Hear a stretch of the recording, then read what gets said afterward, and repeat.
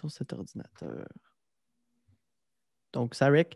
C'était Shani Blais, c'était pour l'heure du goûter, un projet que j'ai fait il y a environ 1 an et demi. OK. C'était, dans le fond, je recevais, on s'avait seté dans un bar, on a filmé comme 5 épisodes, je pense, en 2 jours. Puis, il y avait un serveur qui était Alexandre Lapointe, puis moi, j'avais mon invité. Puis, je leur posais des questions croustillantes. Puis, il y avait un repas aussi qui nous était servi, qui était complètement dégueulasse. Ah! Puis, Mais si la personne, dans le fond... Pourquoi c'était dégueulasse? Puis si la personne ne voulait pas répondre, dans le fond, elle devait manger ce OK. repas-là. Puis si elle répondait, c'était moi qui devais manger. OK. Donc, ça ressemble un peu à... C'est inspiré de Spill Your Guts or Fill Your Nuts, quelque chose du genre. Hein? OK. Un concept américain qui est vraiment populaire.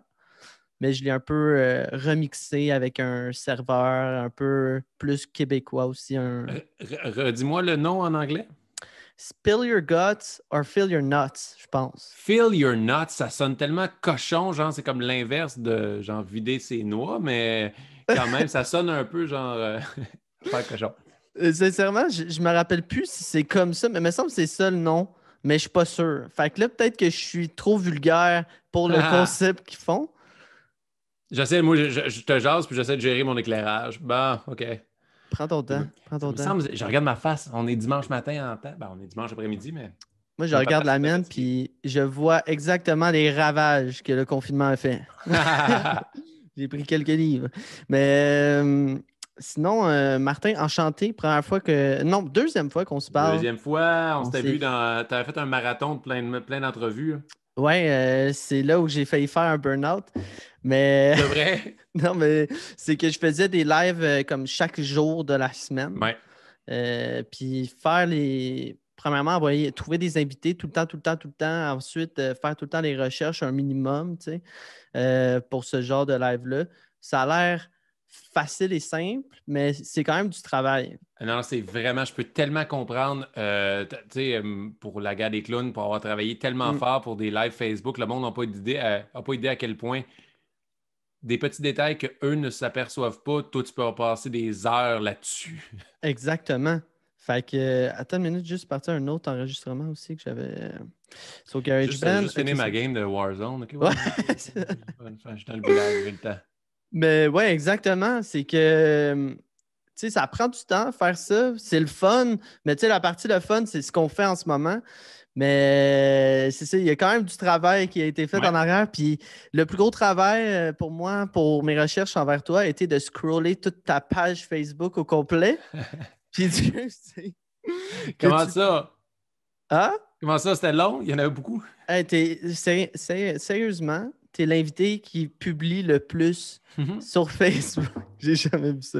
Oui, j'essaie de publier beaucoup, j'essaie de rester actif. Puis, tu sais, je pense que au-delà, tu sais, il y a des humoristes, des fois, ils vont juste poster de quoi quand c'est extrêmement drôle, c'est une joke qu'ils ont travaillé. Moi, j'ai un flash je vais peut-être le regretter, mais je le poste. Et je crois que pas trop penser à ce que tu mets sur tes réseaux sociaux, puis tu essaies d'être le plus vrai et authentique. Fais quelque chose que les personnes qui te suivent ont l'impression de plus te connaître. Moi, je mets des photos de mes enfants, je parle de ma famille, je parle de ce que je vis au quotidien. Ouais. Et les gens, je pense, ont l'impression de plus de me connaître. C'est pas juste Martin Vachon, l'humoriste, comédien, mais moi, je suis pas inaccessible. Je suis vraiment transparent. Je vous parle de mes états d'âme. Puis, là, 100%. au grand détriment de ma blonde, puis au grand désarroi de ma blonde, arrête, t'aurais pu garder ça pour toi. Non. Au futur détriment de tes enfants aussi. Ouais, ça va être une autre discussion. Liam, en plus, j'ai eu cette réflexion-là, genre quand je faisais des vidéos, comment ça s'appelait? Pas Vie de papa. Vie de papa qui était. Truc de papa. Puis Oui. il était avec mon enfant, Liam, puis que c'était tellement cute, mais je disais, il n'y a pas de la niaiseux, il est tellement cute, il va pas m'en vouloir plus tard. Mais pour vrai, moi, j'ai trouvé ça excellent, ces petites capsules-là. Mais merci Je me beaucoup. disais que tu devrais peut-être continuer. Ben, tu sais. En Oui, tout cas, c'est pas. tu as totalement raison. À un moment donné, je commençais à manquer d'imagination pour les trucs. C'était beaucoup de temps, de Hmm. montage avec un de mes amis. Puis j'ai juste arrêté un moment donné. Puis là, il y a eu la guerre. Ben, le confinement est arrivé, la guerre des clowns est arrivée. Puis là, ça a pris tout mon temps. On dirait que des Ben fois, oui. chaque projet que je fais, c'est que je mets tellement d'ouvrages de temps dessus, puis à un moment donné, je fais comme, OK, là, il faudrait que je passe à autre chose pour, on me dire, passer à un autre niveau ou pour gagner ma vie ou pour... 100%. Mais tu vois, justement, moi, je pense que c'est ça que j'ai le plus de misère. J'ai de la misère à être constant parce que quand je me lance dans un projet, j'ai déjà hâte de passer à l'autre. Ouais. Parce que je fais, admettons, comme là, c'est le processus 2. C'est un des projets que ça fait 1 an en passant là, OK. que je voulais travailler là-dessus. Puis au départ, c'était supposé se passer en vrai, aller dans l'espace créatif des artistes, etc., amener un petit plus. Puis ça m'a vraiment pris un effort, puis me minder, tu sais, à comme, faut que tu fasses ce projet-là. Tu avais une idée, tu avais Ouais. un objectif au départ, tu as encore le même. Donc, il Je faut que tu pense qu'il y passes a à deux travers ça. choses. Je pense qu'il y a deux choses. Premièrement, c'est normal que ce soit long le processus quand c'est une bonne idée, puis tu veux juste t'assurer que tu as tout pensé à tout et le faire et le réaliser. Mais il y a, moi, on dit quand j'écris des nouvelles jokes, c'est sûr que j'ai plus le goût de tester mes nouvelles jokes que de faire mon matériel que j'ai travaillé ou qui est plus mal. Tu sais, OK, que tu as déjà testé. Fait que toi, je peux comprendre que tu es déjà en train de faire ton projet. Ah, ben j'ai le goût d'un nouveau projet parce que tu sais, on aime la nouveauté. Puis, t'es-tu Ouais, célibataire? ouais. Fait que c'est peut-être Ça un peu paraît pas, ça Chris, aussi. j'ai des LED partout. Ouais, ouais, j'avoue. Mais non, tu sais, des fois, quand tu es célibataire, tu veux tout de suite la prochaine conquête, tout de suite la prochaine conquête, tout de suite la prochaine conquête. Et deuxièmement, des fois, parce que tant on va dire que ton projet pouvait t'intéresser puis que tu l'aimais, mais peut-être ça veut juste dire que c'est pas encore ton projet. Tu sais, Ouais. le projet que tu peux mettre le nombre d'heures, que tu ne tanneras jamais, que tu fais comme non, non, non, c'est ce que j'aime faire, c'est ça. Ça, c'est moi, c'est Ben, c'est exactement ce que j'ai dans mon guts dans de moi que j'ai pas le goût d'arrêter. Fait que, tu sais, des fois, tu n'es peut-être pas loin avec les autres projets que tu touches, puis tu fais comme ah, tu sais, moi, je me tanne pas de faire de l'humour. Puis Ouais. peu importe ce que je fais comme comédien, animateur, n'importe quoi, c'est mon but principal. Faut pas que j'oublie, c'est que être sur une scène et dire des niaiseries pour faire rire les gens, pour leur faire du bien, c'est ça que j'aime le plus au monde. Tu sais. Ouais, 100%. Mais tu vois, moi, j'ai eu la réflexion dernièrement parce que je trouvais que je m'éparpillais trop. Puis parce que j'ai beaucoup d'idées, puis je veux toutes les faire, tu sais. Mais je me suis vraiment demandé c'est quoi ton objectif, c'est quoi tes points forts. Puis selon moi, mes points forts, c'est d'être présent pour les gens, puis de les écouter, puis j'aime, là je m'explique mal, mais Ouais, non, vas-y, vas-y. j'aime faire ressortir des belles choses, des beaux moments. Tu sais, moi, ce que j'aime du milieu artistique, c'est parler avec des artistes. Parce que je trouve tellement qu'il y a des belles conversations qui en ressortent, puis tellement qu'il y a tu sais, il y a des choses fragiles, il y a des choses vraies, puis je veux montrer ces choses-là aux gens. Ouais, Donc, moi, c'est vraiment un rôle d'animateur ouais. qu'il me faut, parce que c'est ça que j'aime. Puis l'humour m'intéresse beaucoup aussi. Donc, c'est pour ça que j'étais pris entre les deux. Mais là, je me suis refocusé. Puis je me suis dit, ce projet-là, justement, le processus Ouais. je veux faire ressortir du vrai. Je veux que les gens se retrouvent dans nos discussions. Je veux, why not, inspirer des gens puis avoir du fun avec d'autres artistes. Et tu peux avoir de l'humour là-dedans parce que Mm. veux pas, ça empêche, si tu es funné dans la vie, tu vas vouloir être funné avec ton artiste.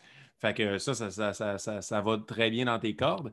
Mais autant que tu t'éparpilles, faut pas que tu vois ça comme, comme un défaut parce que ça peut faire partie de ta qualité et de ton authenticité. Puis c'est ça ta force. Ouais, Moi, je le dis souvent, souvent, souvent, souvent, je ne suis pas le meilleur humoriste, je ne suis pas le meilleur comédien, je ne suis pas le meilleur animateur, mais le fait que je suis bon et je me débrouille dans tous les domaines fait en sorte que moi, ma force, c'est que je ne manque jamais de travail. ouais, 100%. Ça m'a sauvé, mais c'est sûr, je peux comprendre quand je m'éparpille un peu trop. Il faut juste que je choisisse par moment. OK, là, je focus sur l'écriture, faut que je focus sur l'humour. Puis, tu sais, des fois, tu y vas avec les vagues, tu as des projets, tu vas avoir, tu t'éparpilles, mais il y a un projet qui prend plus de ton temps, mais c'est pas pour rien. Focus là-dessus parce que c'est ça en ce moment, la vague, puis va là-dedans. Puis, ça fait en sorte que tu es un artiste multidisciplinaire, puis ça fait partie Ouais, de tes qualités, tu sais. ouais, exact. Mais c'est parce que aussi, tu sais, je trouve qu'un artiste, il y a tout le temps un moment dans sa vie où il va avoir un break the wall. Tu sais, vraiment un moment dans sa vie où il va briser quelque chose puis qu'il va passer le step de tu sais, tu struggles toujours tu travailles toujours pour ce que tu veux atteindre. Ouais. À un moment donné, cette barrière-là, tu vas la briser, puis tu n'auras plus besoin de travailler aussi fort. Tu vas travailler fort, mais tu vas vraiment commencer à atteindre tes objectifs, puis ça va être plus fluide. Mais je trouve qu'il y a toujours une barrière. Ouais, mais je veux pas te péter ta balloune, mais tu vas Pète-la, l'avoir vas-y. atteint, puis tu vas avoir des nouveaux objectifs qui vont être encore plus difficiles à atteindre, et c'est sans fin. Ouais. Enfin, tu penses que, tu sais, on dit, puis là, c'est sûr, c'est plus facile à penser à moi. Si je me remets, moi, on dit il y a 12 ans, quand j'ai officiellement commencé ma carrière d'humoriste, quand mon premier show dans les bars, je me dis, si tu me disais, ouais, mais le jour, Martin, on disait que tu as eu un one-man show, que tu as eu une première, tu as joué dans des téléromans, tu as fait ça, tout ça, hein, tu vas être content, tu vas. Non, non, non, non, non. Là, j'ai juste encore plus le goût d'aller plus loin là-dedans, de m'améliorer, de pousser encore plus ma limite. Fait que c'est comme un joueur de la Ligue nationale. OK, mais un coup que j'ai atteint la Ligue nationale, je vais être content. Pendant tout, tu es dans la Ligue nationale. Là, tu veux passer du troisième trio au deuxième Ben trio, oui. après ça, du premier trio. Fait que c'est sans fin. Mais le moment que tu parles que tu vas avoir franchi un point, le breaking the wall, tu t'en rendras même pas compte. Parce que tu vas être tellement occupé dans ton travail, tu vas tellement faire d'affaires. Puis c'est un moment donné, tu vas réaliser, ah, je suis rendu là, puis j'ai pas vu que finalement, il n'y a pas eu de changement de déclic, c'est juste ça s'est fait tout seul. Puis, mais je peux comprendre que quand on dit dans plus les domaines, tu es tout dans la relève, si on pourrait dire, ou que tu débutes tes choses, tu veux faire ta place, tu travailles 2 fois plus fort que quelqu'un qui est un peu établi et qui veut continuer de travailler. C'est normal. Peut-être que ce que je veux dire, c'est qu'au départ, tu as moins les outils. Tu travailles fort, fort, Oui. fort, fort, mais tu n'as peut-être pas les outils que tu as peut-être justement ce plateau-là que je parle. L'expérience. Ouais. L'expérience réalisée que, genre, des fois, tu peux pas te créer de l'expérience. Il faut que tu la vives. Ouais, exact. Fait que tu travailles fort. Tu fais ce que tu fais là en ce moment. T'sais. Ouais, exact. Mais en parlant d'expérience, tu sais, moi, je trouve que quand j'ai regardé ton cheminement à toi, je trouve que ça a été extrêmement rapide quand même. Tu sais, on trouve que c'est jamais assez vite, là, Ouais. mais quand tu es sorti de l'école de théâtre, tu as eu rapidement des rôles. Oui, ouais, Qu'est-ce j'étais qui a très fait? chanceux.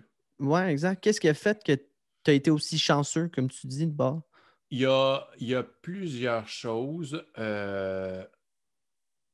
Il faut rencontrer les bonnes personnes, être à la bonne place au bon moment, mais j'ai toujours été extrêmement travaillant. Et Mm. ça, c'est le meilleur conseil que je peux donner à n'importe qui, dans n'importe quel domaine. Autant, aussi talentueux que tu peux être, si tu ne travailles pas plus fort que les autres, ça ne marchera pas tes affaires. Ouais. Genre, moi, là, c'est hallucinant. Puis, tu sais, on pourrait s'en parler tantôt, que je sais que tu vas aller là avec le processus de. Je vais Mhm. te parler de. Fais-moi penser tantôt de parler de la psychologie sportive. Moi, c'est Ah, absolument comme ça. Depuis 3 ans, ma vie n'est que sur la psychologie sportive. Fait que je vais pouvoir t'en parler. je suis un Mais gros pour fan répondre, de ça en passant. mon gars, on va capoter. Tu vas voir. T'as-tu lu Le hockey, c'est dans la tête de Sylvain Guimont? Non, mais j'ai lu Ah, le livre de. Voyons. C'est là que je veux te le dire, mais je m'en souviens plus. Le joueur de basketball là, qui est décédé dans un Kobe? accident. Ouais, Kobe. OK, je l'ai pas lu, ça là. Très, très, C'est un nom? très OK. bon. Il explique justement sa mentalité, de la façon qu'il travaille, etc. Puis en plus, c'est un gros livre avec plein d'images. Ah, c'est le fun. Puis, J'adore. toutes les biographies sportives, que ce soit Georges Saint-Pierre, que ce soit Turgatti, que ce soit. Là, je suis en train de lire Roxane Saint-Gelais, c'est ça? Ouais. Marianne La- Saint-Gelais. Roxane Ah, Saint-Gelais, c'est Marianne. Ouais, l'animatrice de Roxane. radio. Ouais. Mais bref, pour répondre à ta question de l'école de théâtre, oui, j'ai été chanceux, j'ai travaillé fort, j'ai eu des rôles, j'ai eu des opportunités. Puis, je suis très conscient de mon casting m'a beaucoup aidé. Le fait que j'étais un jeune, je suis sorti de l'école très jeune, je suis sorti de l'école, moi, à 21 ans. J'étais un jeune, grand blondinette aux dents blanches. Tu peux le Tu sais, dire, là. j'ai eu des rôles de jeunes premiers à cause de mon look. Ça m'a vraiment aidé. À Mais cause que t'étais beau bonhomme. ça a aidé. Ça a aidé. Ça l'a aidé, mais ce qui a vraiment fait la différence, mais c'est sûr que c'est difficile parce qu'il y en a tellement qui ont du talent, qui travaillent fort, puis qui, on dit, ils ont moins percé, mais c'est une question d'être à la bonne place, d'avoir des bons breaks, puis de créer des opportunités. Moi, là, quand j'ai créé les soirées d'humour, là, j'ai travaillé fort, puis pendant 2 ans, j'ai perdu de l'argent, puis j'ai pas compté les heures, puis ça a fait en sorte que ça a bien marché par la suite. Mais ouais, je peux dire, j'ai été quand même assez chanceux en sortant de l'école. Puis ça a été quoi, mettons, tu sais quoi, avant qu'on aille plus loin, Oui. J'ai 2 pots. OK. Ici. Ouais, moi, je suis dissipé. Tu vas voir, là, tu vas essayer de me mettre dans l'entrevue. Ça se peut que je saute du coq à l'âne. Puis... Écoute, j'ai eu fait de la prise. Fait Ouais, que, regarde, c'est ça va correct, c'est bien aller. correct. Mais je suis comme ça aussi. Fait que c'est juste moi, justement, qui essaie de me recentrer des fois. Mais gars, on s'en fout. C'est un podcast. On y va go with the flow. Mais j'ai 2 pots ici. OK. Un pot avec des questions, puis un pot avec des sujets. OK. Chaque couleur représente soit la profession, le processus personnel ou le processus créatif. Puis, on va essayer de se guider avec ça. Puis, Parfait. si on dérape, on s'en fout complètement. Je te garantis, Mais, spoiler alert, on va déraper. ouais, c'est ça. C'est exactement ça. Mais, gars, on y va avec un sujet. Ouais. On part avec ça. Puis, on va commencer avec un sujet professionnel. Oh yeah, go. Il faut que je déballe C'est mes comme petits papiers. à boulette, là. Ah non, C'est trop ça, ça devient serré. un podcast ASMR. Ouais. ASMR. Ton pourquoi. Ton pourquoi que tu fais ce métier-là. C'est parce que je ferais pas quoi. Je ferais rien d'autre. Non, pour vrai, pourquoi j'aime tant faire ça, c'est que c'est le seul moment, ben, c'est que je touche tellement à plusieurs affaires, mais moi, ma raison de vivre, c'est d'être sur une scène et d'être moi-même à 110%, d'être Martin Vachon qui fait plaisir aux gens, qui fait rire les gens. J'aime divertir les gens. Tu veux, toi, faire des entrevues, rencontrer du monde pour amener des sujets qui font du bien, faire inspirer les gens. Ça te fait plaisir de faire ça, mais moi, je suis fondamentalement gentil et j'aime faire plaisir aux gens. Je veux faire ça. Et moi, mon but de mon one-man show, à la base, c'était pas de... Je voulais pas tant faire de messages, puis que le monde sorte de mon spectacle plus intelligent ou que les... Il y en a qui le font très bien. Moi, mon but, c'était seulement, je vais vous divertir pendant 1 heure et demie. Venez ici, oubliez, on vous dit vos problèmes de la vie de tous les jours. Je vais vous faire rire, en pleurer pendant 1h30. Puis moi, ça va me faire du bien. Ce moment-là, pourquoi je fais ça? C'est parce que j'ai une flamme en dedans de moi depuis que je suis jeune, que je le sens que je suis appelé à faire ça. Je ne sais pas comment la qualifier, mais je le sens que j'ai quelque chose à dire, à faire passer comme message, mais juste faire du bien. J'ai la chance de gagner ma vie comme ça, puis en faisant plaisir aux gens. Fait que c'est ça qui m'allume, Mais de vraiment où beaucoup. ça vient justement ce besoin-là de comme faire rire les gens, de d'avoir aussi beaucoup d'attention parce que tu as beaucoup d'attention dans ce métier-là quand tu Oui. réussis. De où ça vient tout ça, tu sais? Est-ce qu'au secondaire, tu sais, il y a beaucoup d'humoristes ou beaucoup d'acteurs qu'il y avait besoin d'être aimé ou il y avait besoin d'avoir un sentiment d'approbation, des choses comme ça, tu sais? C'est sûr que n'importe quel artiste qui fait ce métier-là a un besoin d'être aimé. Ça fait du bien, on veut se faire aimer. Puis la preuve, moi, pourquoi mon style d'humour est aussi grand public, c'est que je n'aime pas déplaire. Je veux que les gens m'aiment, je n'aime pas les confrontations. Je vais rarement dans des sujets qui vont diviser les gens dans mes propos, même dans mes statuts Facebook. Tu parles, je fais comme des fois, je fais Ah! Puis là, moi, dès qu'il y a un petit commentaire, moi, je suis un des rares, pour l'instant, je suis quand même chanceux. Je n'ai pas de haters sur ma page Facebook. Tu sais, je suis rendu presque à 40 000 et je n'ai pas de monde que je commande de quoi, puis ça s'en vient, on le sait, parce que dès que tu passes à un autre niveau, que là, le monde capote. Mais je pense aussi que parce que je ne vais pas dans des propos qui divisent. Mais au secondaire, je n'étais pas le gars le plus drôle, je n'étais pas le petit clown de la classe. À partir de secondaire 3, j'avais fait un spectacle d'imitation de Les talents de l'école. Tu sais, j'avais fait un show, j'avais fait des blagues. Puis c'est là qu'il y a eu le déclic, par exemple. C'était au Théâtre des Deux-Rives en 1999. Il y avait 800 personnes dans la salle. Je suis en secondaire 3, je fais des blagues et j'entends les 800 personnes rire, standing ovation. Et là, c'est une drogue. Tu fais comme, oh mon Dieu, je veux faire ça toute ma vie. Mm. Et c'est de ce moment-là, je pense que c'est ça, je veux faire plaisir aux gens, je veux... On est des petites bébites sensibles, on veut se faire aimer, puis ouais, c'est sûr qu'il y a un besoin d'attention là-dedans. Là, on fait de la thérapie. Je suis pas mal sûr que j'ai un gros plaisir d'attention. Et ouais, ça a commencé comme ça. Mais moi, je trouve ça bon on fasse quasiment une introspection ensemble. Oui, regarde, je ne me suis pas posé la question. Je dis, ah ouais, ça doit être ça. Exact, mais parce que justement, je pense c'est important aussi de parler de où est-ce que ça vient, tout ça. Tu sais, moi, je pense que, tu sais, quand j'étais jeune au secondaire, euh, j'étais comme dans. J'étais pas dans cool, j'étais pas dans pas cool, j'étais dans moyenne, mettons. J'ai été à la même place que toi. Je me tenais avec les cools, mais je parlais aux personnes qui étaient un peu plus seules. Je voulais pas faire de la peine aux gens. Puis moi, j'étais déchiré. Aïe, tu me ramènes des affaires. Moi, j'étais déchiré parce que j'avais plein de gangs d'amis. J'étais proche avec eux autres, j'étais proche avec eux autres. Fait que des fois, j'étais en équipe dans la classe avec quelqu'un. Après ça, j'étais en équipe dans la classe avec une autre personne, mais j'étais comme toi, tu sais, j'étais dans le milieu. Puis, vas-y, excuse-moi, tu m'as juste rappelé ma Ben place non, au secondaire en parlant de la tienne. c'est bien c'est bien correct, mais c'est ça. J'étais pas dans les plus cool ou whatever. Puis, mais je pense que j'avais vraiment besoin de l'approbation des gens. Parce que aussi, à un moment donné, j'ai eu une grosse passe où que je me faisais intimider dans ma gang d'amis. Tu sais, c'était OK. mes amis. Ben, mes amis, c'est là que tu vois que. T'étais la tête de turc de ton groupe, là. Genre, parce que tout le monde, dans le fond, il y avait deux gars qui commençaient à faire du rap. OK. Puis moi, j'ai commencé à faire du rap aussi à cause de ces deux gars-là. Puis là, j'écrivais, puis là, les gens riaient de moi. Ils trouvaient pas ça bon ce que j'écrivais. Ouais.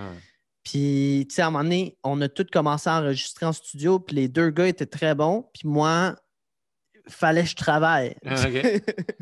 Puis j'ai travaillé, puis tu sais, c'est ça, j'ai vécu avec cette intimidation-là de comme tout le temps faire name dropper mon nom, tout le monde rit de ce que je faisais ou whatever. Puis à un moment donné, j'ai voulu comme on était tous en studio ensemble, moi puis mes boys, puis on écoutait du battle rap, qui était les Word Up.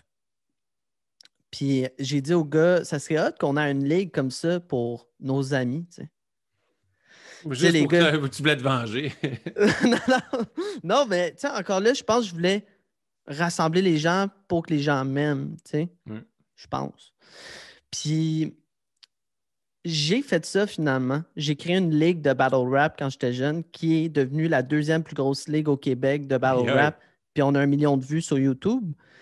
Mais au départ, c'était justement euh, comme me battre contre cette intimidation-là, puis après ça, aller sur un stage parce que j'avais aucune confiance en moi. Fait que j'ai allé sur un stage, je voulais pas parler. Je dis au gars qui organisait ça avec moi, je ne parle pas. Je ne parle pas. Et lui, en plein milieu de son speech, il dit en passant, je vous présente Beefro, passe le micro. Ben, c'est correct qu'il t'a poussé à parler. Mais 100%, mais ça, justement, m'a amené à avoir confiance en moi. Puis, comme toi, j'ai aimé Ouais. cette drogue-là, cette Mm. adrénaline-là. Puis, c'est ce qui m'a fait, premièrement, arrêter de prendre la drogue dans le temps.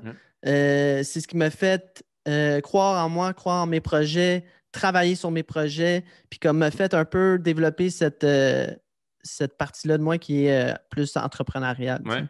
Ouais. De partir des projets puis de les accomplir, tu sais. Ouais, exact. Puis là, je me rappelle plus pourquoi je parlais de ça. Mais On parlait du pourquoi on est de même, du but, si tu sais, ouais, on c'est voulait se ça. faire aimer. C'est sûr que ben, l'humain a un désir de se faire aimer. Puis la Ouais. personne qui dit le contraire, puis qui sont des fois un peu bêtes c'est parce qu'ils ne sont pas fait aimer, puis là, ils se ferment sur eux autres, puis j'ai pas besoin de l'amour des autres, puis qui mangent la merde, mais dans le fond de lui, il veut se faire aimer. Tout le monde veut se faire aimer, là. Exact. Mais toi, tu sais, t'as pas commencé en humour, t'as pas commencé Hein? en étant acteur, t'as commencé en faisant de l'imitation. Hein? Puis pourquoi justement t'as décidé de sauter dans l'imitation au lieu de l'humour? Ben, c'était de l'humour, ben, juste que c'est arrivé au hasard. Moi, j'étais en secondaire 3, je pense, un des premiers galas des Oliviers, puis ça a vraiment fait, hein, je suis capable de faire des imitations, je vais le faire. Puis, tu sais, j'essayais d'écrire des blagues, mais j'étais pourri, fait que je prenais des blagues de Jean-Michel Anctil ou d'Yvon Deschamps, puis je fais juste les refaire avec leur voix lors des spectacles, tu sais. Mais je pense que ça m'a donné. J'ai toujours été, je pense, un entertainer. Mhm. Je suis un entertainer, je suis fait pour une scène, pour faire rire, pour divertir, pour que ça soit du théâtre. J'aime tout ce qui est sur une scène dans le divertissement, mais comme n'importe quoi, ça se travaille. Tu sais, l'humour, j'étais pas la personne la plus drôle dans ma vie tous les jours avec mes amis, puis à force de travailler là-dedans, c'est que maintenant, dans la vie de tous les jours, je suis vraiment plus drôle. Parce que c'est un muscle, à un moment donné, le cerveau, tu es capable Ouais, de travailler, puis tu travailles, tu baignes là-dedans, tu fais juste faire des spectacles d'humour, fait que tu deviens de plus en plus drôle. Et fait que là, même ça a pris toute ma vie. Je pense que j'ai de la misère à être sérieux maintenant dans la vie, même dans des discussions avec ma blonde ou dans n'importe quel... Il va se passer quelque chose, là, quelqu'un, son père est mort, puis là, je fais comme, hey, j'ai le goût de faire une joke aux funérailles du père de mon ami. Genre, je fais comme, hey, là, ça serait drôle si je me levais, puis je ferais comme, oui, j'aurais... Genre, j'y ai dit parce que c'était les funérailles de mon père, mon père, du père de mon ami. Puis là, la personne du centre funéraire a dit, est-ce que quelqu'un aimerait venir dire un mot? Puis c'était dans les relages de Juste pour rire et tous mes amis, dont mon ami que son père était décédé, ils savaient que je rodais mon numéro pour les gars-là. Puis là, après le show, j'ai dit, hey, imagine moi qui se me lève, ouais, mais par applaudissement, ceux qui sont allés en camping dernièrement, et là, le gars qui rôde son texte dans. Puis là, hey, ça c'est drôle, puis j'avais presque le goût de rire, tu sais. Puis je vais faire des blagues à des moments qu'il ne faut pas, juste parce que c'est ça ma passion maintenant, l'humour. Donc, si on voit Martin Vachon en train de chuchoter dans l'oreille d'un défunt, Ouais, c'était pour le faire rire. Non, non, tu joke. Va vérifier s'il est vraiment mort. Ouais, 2 minutes, va lui dire une bonne joke. Mais justement, gars, ça, c'est un de mes papiers, je me rappelle, ou une de mes questions, mais je trouve que ça fit bien. Ça t'es-tu déjà arrivé de vouloir être drôle, puis que finalement, vouloir être drôle t'a amené à la mauvaise place? T'a nuit ou t'a mené dans une situation malaisante, finalement, où c'était pas le bon moment. T'sais. Ah, ben, tu sais, dès que tu fais une joke déplacée, puis que, tu sais, une joke, des fois, osée, ou je sais pas, dans une situation qu'il ne faut pas que tu fasses rire, c'est 50-50. Soit que 50% ça fait rire, puis ça détend l'atmosphère, ou non, tu aggraves le malaise. Vite, vite de mémoire comme ça, est-ce qu'il y a une situation que j'ai fait une blague que j'aurais pas dû? Sûrement plein de fois avec ma blonde. Mais juste tantôt, elle fait le ménage dans ses vêtements. Puis là, elle met un chandail du bordel qui est clairement un X-small ou un small. Puis là, elle le met, puis il est vraiment serré. Elle dit ça, je le donne. Genre, je pense pas pouvoir de le garder, puis juste regarder, moi, ça dépend. Mais si tu maigris, tu vas pouvoir le mettre. Oh my God! Mais tu sais, c'était même pas tant une joke, c'était comme tu me poses une question mathématique, ton chandail te fait pas, si tu maigris, il va te faire. Mais là, c'était comme, hey, là, c'est parti. Là. Mais ma blonde est bonne. Hey, moi, je fais des blagues des fois au lit, là, en faisant l'amour. Là, je vais faire une bonne joke. Là, ça fait Tu 12 ans fais qu'on ça? est. Oh, moi, il n'y a pas de moment pour ne pas faire une joke avec ma blonde. Ça fait 12 ans qu'on se connaît et il y a chicane. Ça, là. Si on dit quelqu'un bégaye en disant son point en colère, oublie ça, tu rentres dedans. Quoi? Qu'est-ce que tu as dit? Puis genre, hey, là, non. Oh my Mais, God. Mais, non. tu sais, je sais que t'es un gars qui aime vraiment faire des mauvais coups, mettons, Ouais. là, comme à ton mariage, j'ai Ouais. vu, ou à Ouais. l'épicerie avec ton père. Ouais. J'ai vu une couple de situations. Ouais. Ah non, moi, il n'y a pas de. Ouais, les mauvais coups, là, tu sais. Bon, à mon mariage, j'ai fait débouler. J'ai engagé une cascadeuse pour faire croire que ma femme déboulait la pente. J'ai fait, on dit, à mon party d'Halloween, je fais tout le temps des stunts. Et une fois, toute ma maison était décorée. Puis dans ma salle de bain, il y avait un clown machiavélique. C'était un costume de clown. Puis je l'avais rempli de linge. C'est comme un vortex, je ne sais pas qu'on appelle. Là, Ouais, ouais, ouais. et, euh, et là, à 1 h du matin, j'ai enlevé le linge et je me suis mis dedans. Là, j'étais dans le bain. Il y avait un stroboscope et le monde rentre aux toilettes, fermait la porte. Et au moment qu'ils allaient descendre leur culotte, je me levais. Oh my God! Une personne, ça a failli mal aller. Mais des affaires de même, moi, souvent, c'est que tu pousses le gars, oh, elle l'a pas pris ou. T'étais-tu de même à l'école, justement? J'étais plus tranquille. J'étais vraiment, moi, je rayonnais lors des spectacles de talent de l'école. Parce qu'on a 3, 4, 5, là, pow! Là, c'était dans une autre ligue quand j'étais sur une scène. Mais sinon, non, j'étais pas le petit clown de la classe. Il y avait tout le temps du monde plus cool que moi. Puis tu sais, moi, je suis vraiment le Golden Retriever. Je suis le labrador souriant, gentil, qui veut pas déplacer. Tu sais, j'étais à mes affaires. Puis, ouais, c'est par après, même à l'école de théâtre.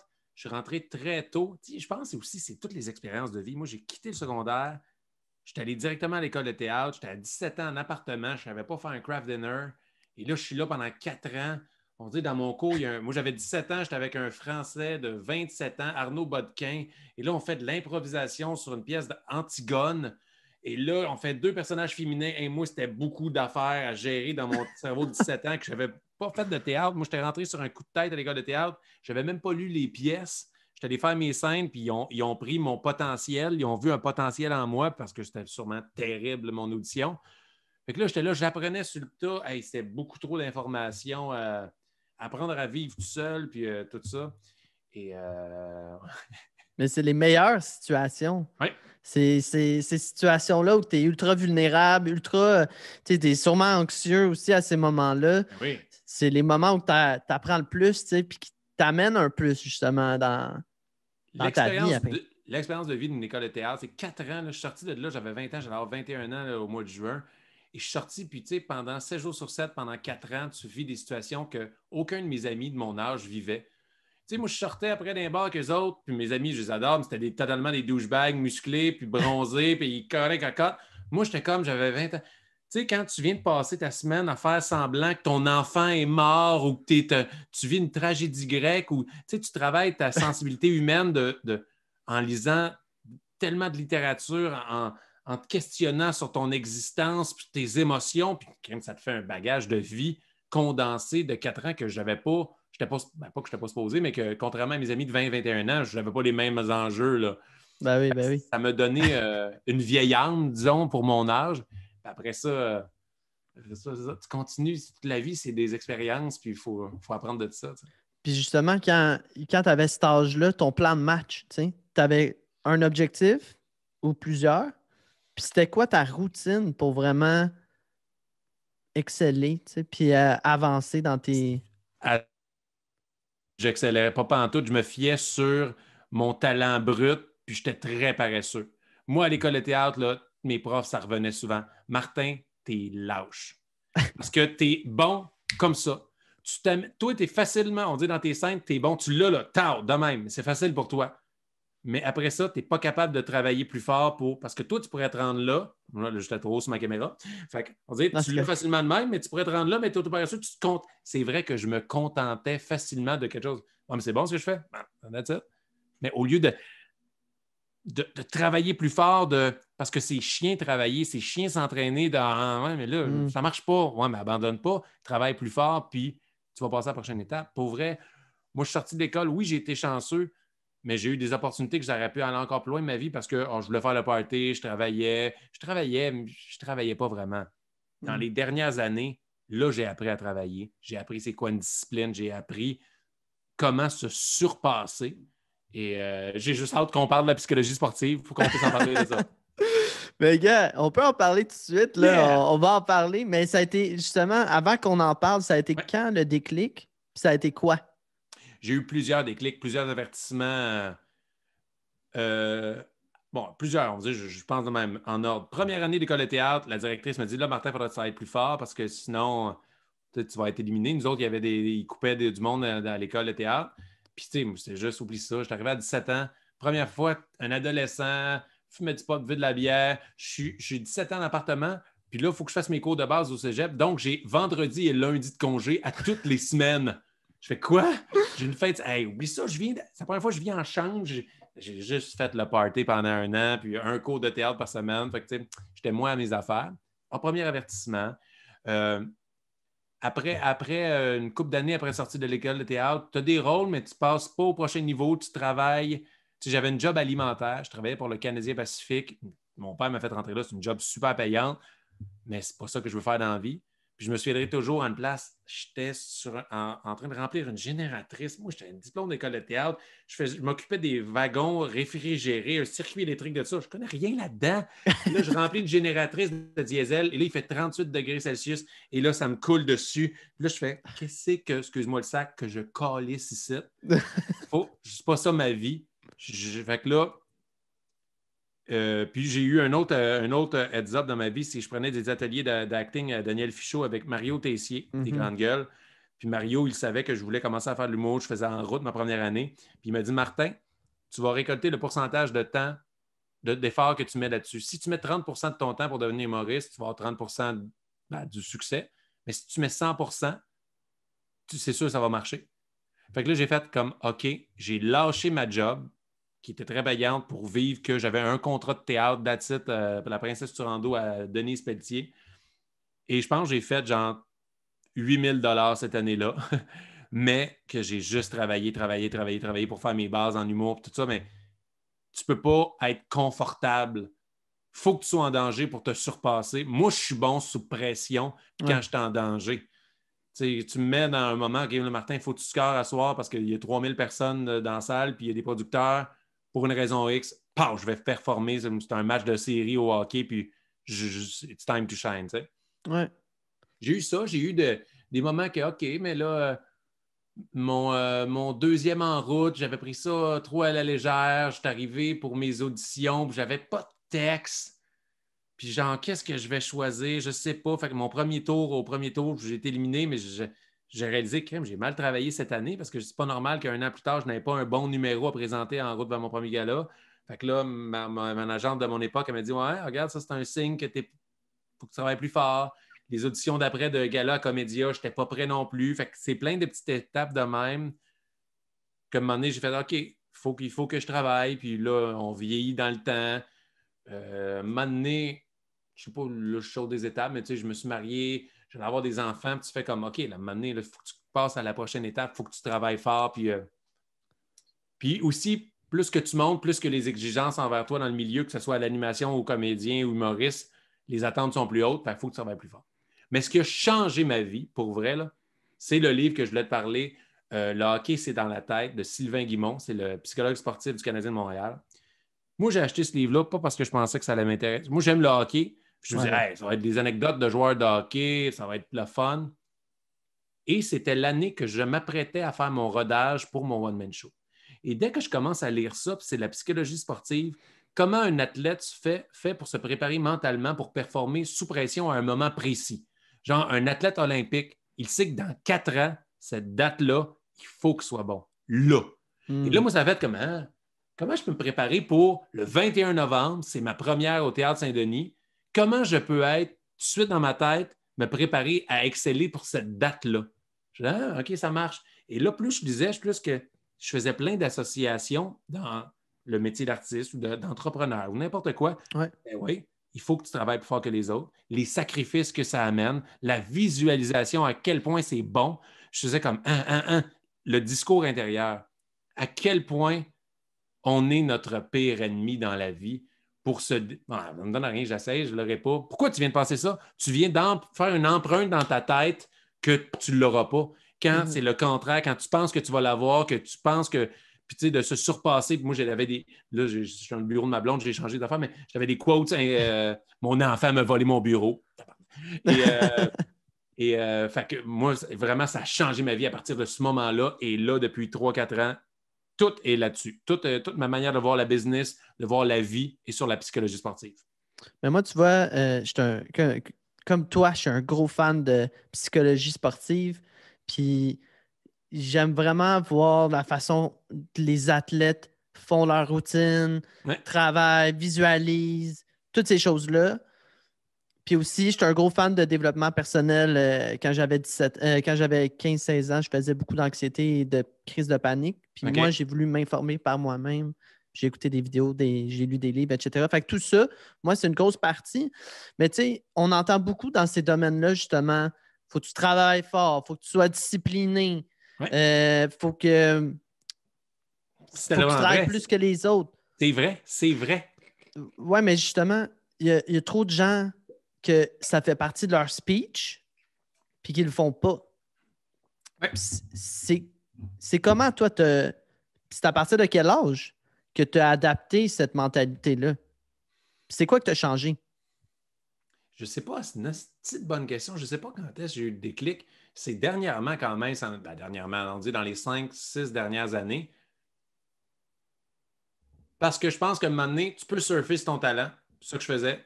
Je surfais, ça allait bien, mes affaires. OK, j'ai des rôles, OK, je fais des affaires, je fais un gala, ouais.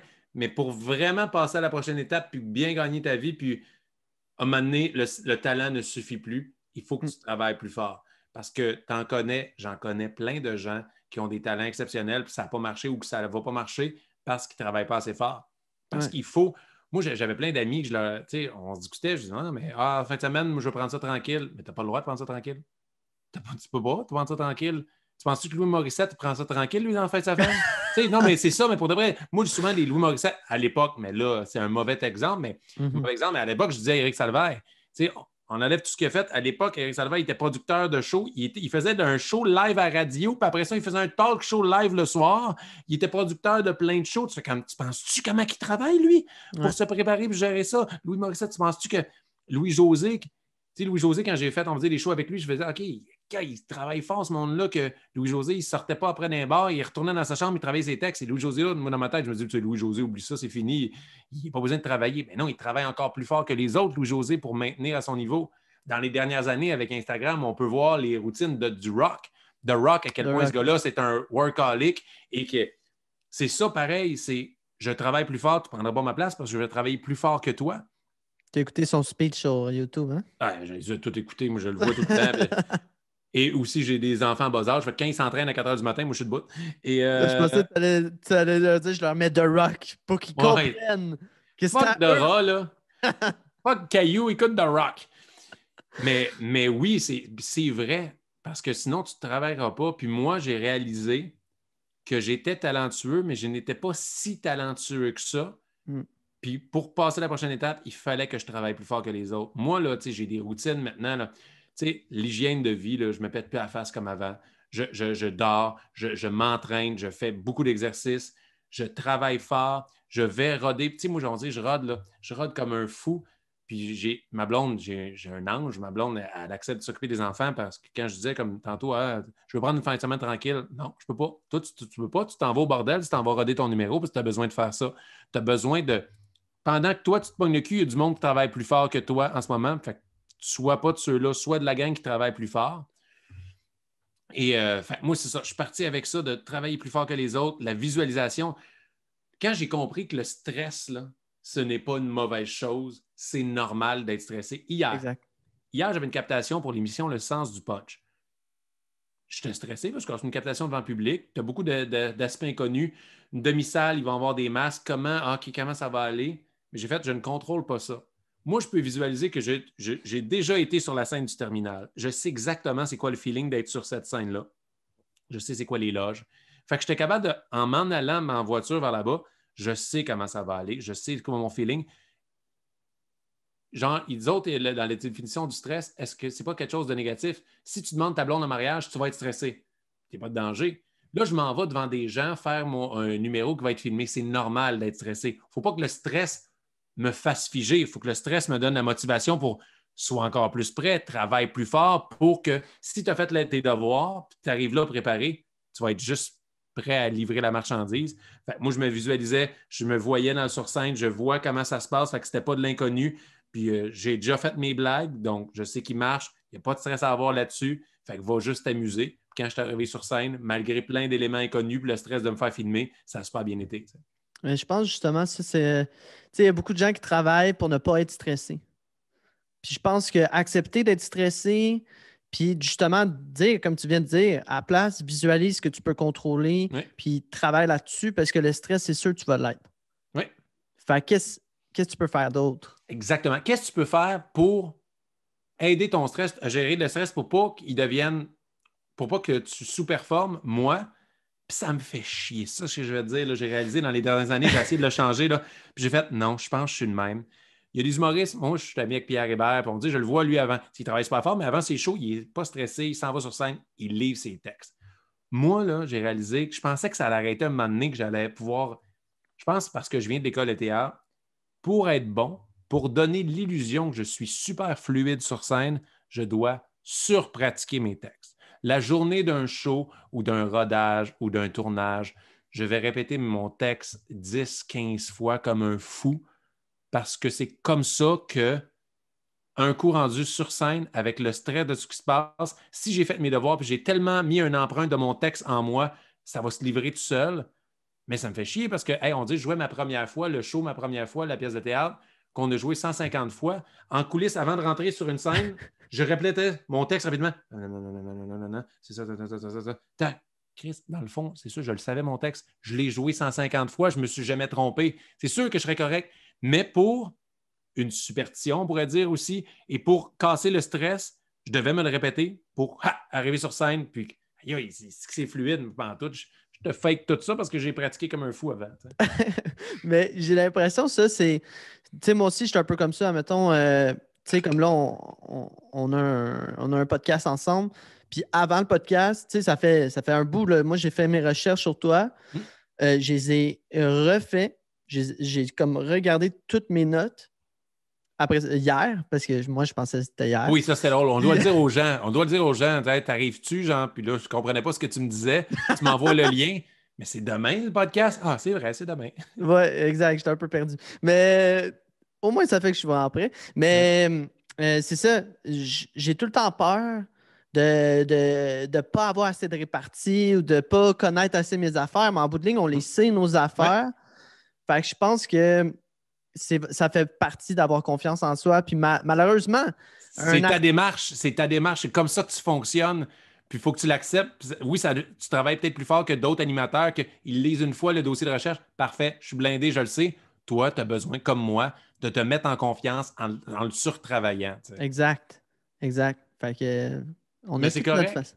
Ouais, c'est Mais ça, on a toute notre façon. c'est correct parce qu'à la base, au moins, tu travailles. Parce Ouais. que si tu te fiais trop sur ton talent, tu sais, oui, il y en a qui sont capables de le faire, tant mieux pour eux. Moi, il faut que j'ai accepté dernièrement, je parle dans les derniers mois, j'ai fait comme, faut que j'arrête de penser que j'ai pas besoin de travailler, de pas de l'apprendre par cœur. Parce qu'à chaque fois que je suis arrivé, on dit sur une scène dans un show de rodage, puis hey, ouais, je vois tous mes amis le faire, je vais arriver, je vais décider on the spot ce que je vais faire. Mais j'étais bon, mais j'étais pas à mon maximum. Il me manquait ma fraction de seconde. Tu sais, des fois, je faisais mon one-man show, puis si je n'avais pas pratiqué certains bouts qui sont plus épeurants pour moi, j'arrivais, j'étais ses talons. Mais le public ne s'en rend pas compte. Ils ont une super belle soirée, mais moi, si je suis un peu sur le stress, je ne suis pas en contrôle que si j'ai fait mes devoirs, hey, là, je suis blindé, je peux faire ce que je veux. S'il arrive une improvisation, je pars avec ça, puis on dirait l'image que j'ai, là, je n'étais plus sur mes talons, j'étais sur le bout de mes pieds. J'étais Ouais. plus agressif dans ma manière de me promener sur scène, puis j'avais du T'avais un plaisir. meilleur coup de patin. Là. Exact. Mais, le public ne s'en rend pas compte de ça. C'est juste moi dans ma tête, dans mon feeling personnel, parce que je suis hyper difficile avec moi-même. Ça fait partie de ceux qui réussissent. Il faut que tu sois difficile. Il ne faut pas que tu te contentes de peu. Moi, mais c'était bon. Bon, même, c'était pas assez. Je veux rentrer plus fort là. Je veux que ce bout-là, je veux mitrailler les gens de rire. Puis après ça, as-tu vu, j'ai mal joué ça. Ouais, mais ça marchait. Ouais, non, mais je peux faire mieux que ça. Il faut, à un moment donné, que ça devient difficile parce qu'il faut que tu arrêtes de te taper sa tête. Mais moi, c'est comme ça que, en étant extrêmement difficile avec moi-même, c'est difficile pour mon cœur et ma tête, mais ça fait en sorte que j'avance parce que je me surpasse. Je m'oblige à me surpasser. T'sais. Mais justement, travailler aussi fort, avoir moins de temps libre. En plus, toi, tu as des enfants, tu as une femme avec qui que tu dois quand même donner de l'énergie, puis du temps. Oh yeah, j'y donne de l'énergie. Ça, c'est des cochons encore. Mais comment tu fais pour rester stable mentalement, rester heureux, puis avoir encore du plaisir, Je pense qu'il faut que tu choisisses des moments que là, il faut que tu décroches. Ou, mais c'est pas vrai parce que c'est après un projet, après un rush. Notre métier, on a quand même la chance d'avoir des congés au fucked up de OK, mais à partir de septembre, j'ai plus rien pendant 2 semaines, puis on prend des congés en septembre, puis les enfants ne vont pas à la garderie, puis c'est un métier de création, c'est un métier de rush. On se dit si, OK, là, je sais que dans 2 semaines, j'ai un gala, n'importe quoi, oublie ça, là, la journée off avec les enfants, puis aller au zoo pendant ces 2 semaines-là, je me prépare pour ça. Mais un coup que j'ai accompli ma tâche, puis j'ai fini mon show, hey, c'est moi qui décide si je veux prendre une semaine off avec mes enfants, puis oui, ils ont eu leur père moins que la moyenne des gens pendant ces 2 semaines-là, mais après ça, ils l'ont bien plus que le. J'ai la chance de ne pas avoir un horaire normal. Ouais. Mais c'est sûr, ça prend des sacrifices. Puis là, j'ai toujours dit des sacrifices, mais Marianne Saint-Gelais a dit quand même, c'est pas des sacrifices, c'est des choix. Puis j'ai fait, c'est vrai. C'est moi qui décide de faire ça. Puis je l'impose à mes enfants et à ma femme, mais c'est pour leur bien. Moi, on dit tout ce que je fais, c'est pour me réaliser en tant que personne, puis être bien dans ma tête, puis de vivre ma vie. Mais il y a une partie de moi que c'est pour gagner des sous pour ma famille, pour qu'ils manquent de rien. Puis ben oui. Notre métier est tellement, ça se peut que dans 5 ans, je ne travaille plus, fait que faisons le plus d'argent possible là pour notre famille. T'sais. Fait que ma femme, c'est encore une fois, je le dis tout le temps, c'est ma femme qui me permet de travailler, de s'occuper des enfants pendant que je suis en tournée ou de faire des journées de tournage. Puis elle accepte un dimanche après-midi pendant qu'elle doit gérer les enfants, je suis avec toi en train de faire un podcast au lieu de passer du temps en famille un dimanche. Mais je ouais, non, Moi, tu sais, pourquoi j'ai fait ça aussi avec toi? Parce que j'ai déjà été à ta place, que je veux que des artistes participent à mes projets, puis ça me faisait plaisir quand ils le faisaient. J'ai dit, je dois accepter parce que moi, quand je commençais un projet, je voulais que des artistes le fassent. Quand je pensais à une soirée d'humour, je voulais que du monde vienne. Tu sais. Quand j'ai Ouais. fait ma guerre des clowns, je voulais que le monde accepte. Là, tu sais. Mais tu vois, c'est tout le temps grandement apprécié. Tu sais, moi, c'est là que je vois que je suis chanceux quand même parce que il y a beaucoup de gens qui me disent oui. Puis, tu sais, encore, j'ai pas beaucoup fait dans ce métier-là. Puis, je te remercie de prendre ce moment-là avec moi. Puis, c'est où je voulais aller avec ça. Euh, j'ai un blanc de mémoire. Mais ça, c'est le TDAH, je pense. Ah ouais. J'ai réalisé avec Phil Laprise que j'étais peut-être TDAH. Ouais, Mais mais tu réalises avec Phil que tu l'es quand même pas si pire que ça. Ouais, exactement. Mais justement, fait que là, c'est ça, on parlait de comment tu gères tes horaires, etc., Ouais. par rapport à être heureux, pour être heureux et tout. Puis, Mais il faut que tu choisisses aussi, tu comprennes ce qui te rend heureux. C'est niaiseux, mais des fois, moi, j'ai réalisé que si je ne m'entraînais pas et je ne faisais pas d'exercice, je devenais moins heureux. J'ai besoin de savoir ce qui me rend heureux. C'est quoi la recette de mon bonheur?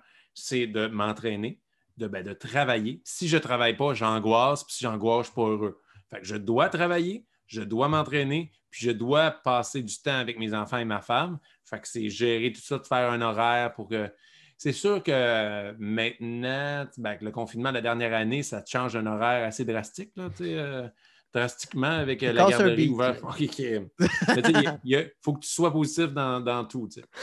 Mais tu vois, est-ce que ta journée, là, est-ce qu'elle est planifiée de A à Z? Puis est-ce que tu réussis? Tu sais, tu dis justement qu'il faut que tout le temps tu travailles, sinon tu es angoissé et tout. Puis je suis un peu comme ça aussi. Si je travaille pas, je commence à angoisser, là. Si je passe une journée à faire du Netflix, je serai pas bien, puis je vais avoir l'impression d'être en retard, puis blablabla.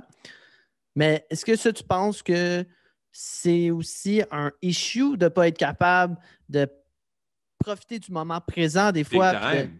Big time. Mais le truc que je peux donner aussi, pour si tu veux faire du Netflix, moi, en travaillant tôt le matin, ça fait en sorte que si jamais j'ai une journée qui est plus paresseuse, je deal bien mieux avec parce que j'ai travaillé le matin. Tu sais, moi, on me dit les enfants sont partis à la garderie à 8 heures, puis si je travaille de 8 à 10, ça va ton micro, il flash tout d'un Ouais, coup. j'ai aucune idée pourquoi il flash. Ben, je t'entends bien. Ouais, Et c'est tu sais, Noël. on dit si j'ai travaillé on dit de 8 à 10 heures le matin, puis là, tout d'un coup, j'ouvre Call of Duty, puis je joue à Warzone comme un cave, je fais comme je me sens mal, mais j'ai travaillé un peu avant. Euh, fait que ça, c'est mon truc au moins pour si jamais quand ça arrive à tout le monde, tu as besoin de paresser un peu quand même de temps en temps. Mais c'est quoi donc la question? On parlait de. Du moment présent, justement, puis Ouais, que si. si. Ouais, j'ai de la misère à vivre. Ça, j'essaie de. Mais il faut que j'aille travailler. C'est comme là, on est dimanche. J'ai fait le show hier. J'ai des affaires que je dois régler pour mardi. Ça me stresse un peu. J'ai de la misère à avoir ma journée de congé aujourd'hui parce que je stresse sur quelque chose que je n'ai pas fait pour mardi. Mais là, si j'avais fait ce que j'avais fait pour mardi, si je suis à jour dans mes tâches ou dans mon horaire, là, je peux me dire que, OK, ça va me prendre du temps. Il va falloir que je me parle. Je vais dire, OK, là, Martin, oui, tu peux relaxer. Oui, tu peux te pogner le cul avec ton enfant. Oui, tu peux écouter le film de Pokémon parce que tu as travaillé. Fait que là, je suis comme, je me le répète, il est dimanche après-midi. Fait que là, j'ai pas rien, j'ai tout travaillé le matin, j'ai fait mes affaires. Oui, relax. Là, mais ça me prend du temps. En vacances dans le sud, ça me prend 2, 3 jours avant de vraiment être dans le sud puis de profiter du voyage. Sinon, je fais comme, j'ai-tu. En tant qu'humoriste, en plus, la pire affaire, c'est que est-ce que je suis en train de manquer de quoi pour me faire. Moi, je fais des anecdotes. Fait que j'ai-tu une anecdote que tu es en train de manquer? Qu'est-ce que je pourrais faire comme joke? Attends une minute, là, Martin, tu es dans le sud. Y a-tu quelque chose fait de l'humour d'observation? Qu'est-ce qui t'allume? Le cerveau d'un humoriste est toujours à on. C'est très tough le mettre à off. J'angoisse pendant mes vacances, moi, l'été. Là, Ouais, mais clairement, mais je pense aussi c'est que pour des gars comme nous ou des femmes ou whatever, peu importe qui se questionnent tout le temps à est-ce que je travaille assez? Comme c'est quoi travailler assez? C'est quoi assez prendre de temps pour toi? On dirait ouais, que c'est dur de trouver ouais, l'équilibre pour justement être heureux parce que dès que tu balances trop d'un côté, tu n'es plus heureux. Fait que exactement. faut que tu trouves ton juste milieu, tu sais. Puis je pense que ça change par rapport où tu es rendu dans la vie.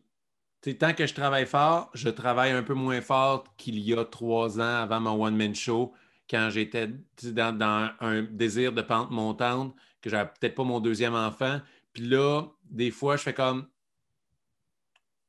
Je pourrais continuer à travailler comme un workaholic pour être plus loin dans ma carrière, mais je perdrais du temps de qualité de famille. Puis là, je suis en train de...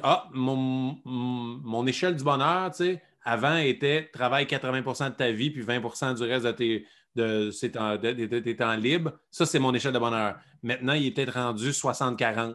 Ouais, Je travaille je travaille quand même plus que la moyenne des gens où je travaille fort, mais j'ai beaucoup plus de temps libre que je me donne parce que je me dis, hey, YOLO, esti, genre, t'as une vie, puis tu sais, des fois, il y a du monde qui, ma mère est morte, moi, cette année, puis je suis comme, OK, à un moment donné, tu fais comme, tu sais pas quand est-ce que tu vas mourir, je fais que j'ai le goût de profiter quand même de la vie, puis de mes enfants, puis de ma femme, puis de Netflix.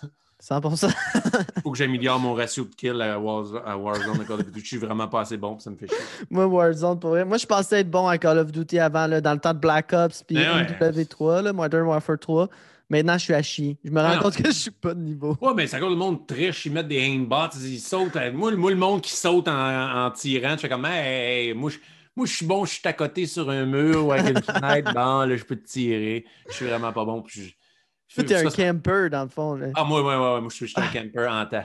Mes amis, mon squad, mon gars, ils rushent, puis moi, je suis en arrière. Moi, je ressuscite le monde. Ouais, va te revive. T'es un healer. Mais ouais, c'est ça.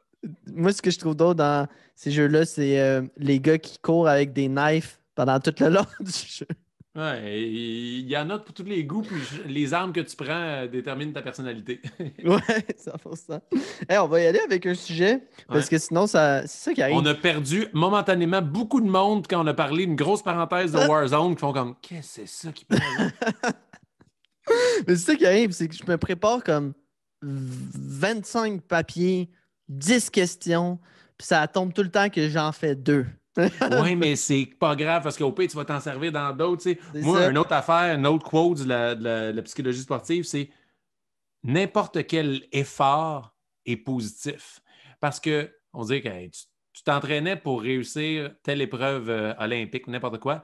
Tu ne l'as pas réussi. Oui, mais le fait que tu t'es entraîné comme un fou pour réaliser ça, as-tu vu les bienfaits que tu as fait sur toutes tes autres performances, comment tu es bon? Exact. Puis moi, c'est j'ai travaillé tellement fort, on dit, pour avoir ce rôle-là ou pour avoir ce projet-là ou écrire un numéro, il n'a pas été pris. Ouais, mais tu as écrit ton joke. Il y a tout le temps du positif qui sort de l'effort. Il faut travailler. Puis, des fois, là, tu ne sais pas. Hey, la vie est tellement bien faite. Là. On se parlait de ça un moment donné, mais le nombre de rôles que je n'ai pas eu, que j'étais en crise, mais que finalement, c'est la meilleure des choses au monde qui me soit arrivé de ne pas avoir ce rôle-là parce que j'ai eu un autre rôle qui est meilleur pour moi ou un autre gig. 100%. Des fois, tu vas le remarquer juste après, tu sais, que genre, finalement, c'est une bonne chose que ça n'arrive pas. Ouais. Tu sais, moi, je pourrais dire ça par rapport à des conneries que j'ai voulu faire dans ma vie, puis finalement, c'est pas arrivé. Je suis bien content, tu sais. Ouais. Il y a plein de décisions. Je pense à plein de choses que je peux pas t'en parler, là, mais des événements qui arrivent dans ta vie que justement, ils n'arrivent pas pour une bonne raison. Ouais, exact. C'est une bonne chose que ça ne soit pas arrivé. Puis qu'on n'en parle pas. Sinon, prochain papier, la séduction. Oui. La séduction a tellement été un élément utilisé dans ta carrière, dans ton humour, dans tes promotions, dans peu importe quoi. Oui. Ça a été très présent au courant de ta vie. Est-ce que tu penses que... Est-ce que tu utilises encore ça en ce moment aussi? Différemment, je vais te dire, parce que, tu sais, on en parlait tantôt, le désir de plaire, mais c'est exactement ça. Tu sais, un humoriste, un artiste qui est sur scène, il est en mode séduction big time.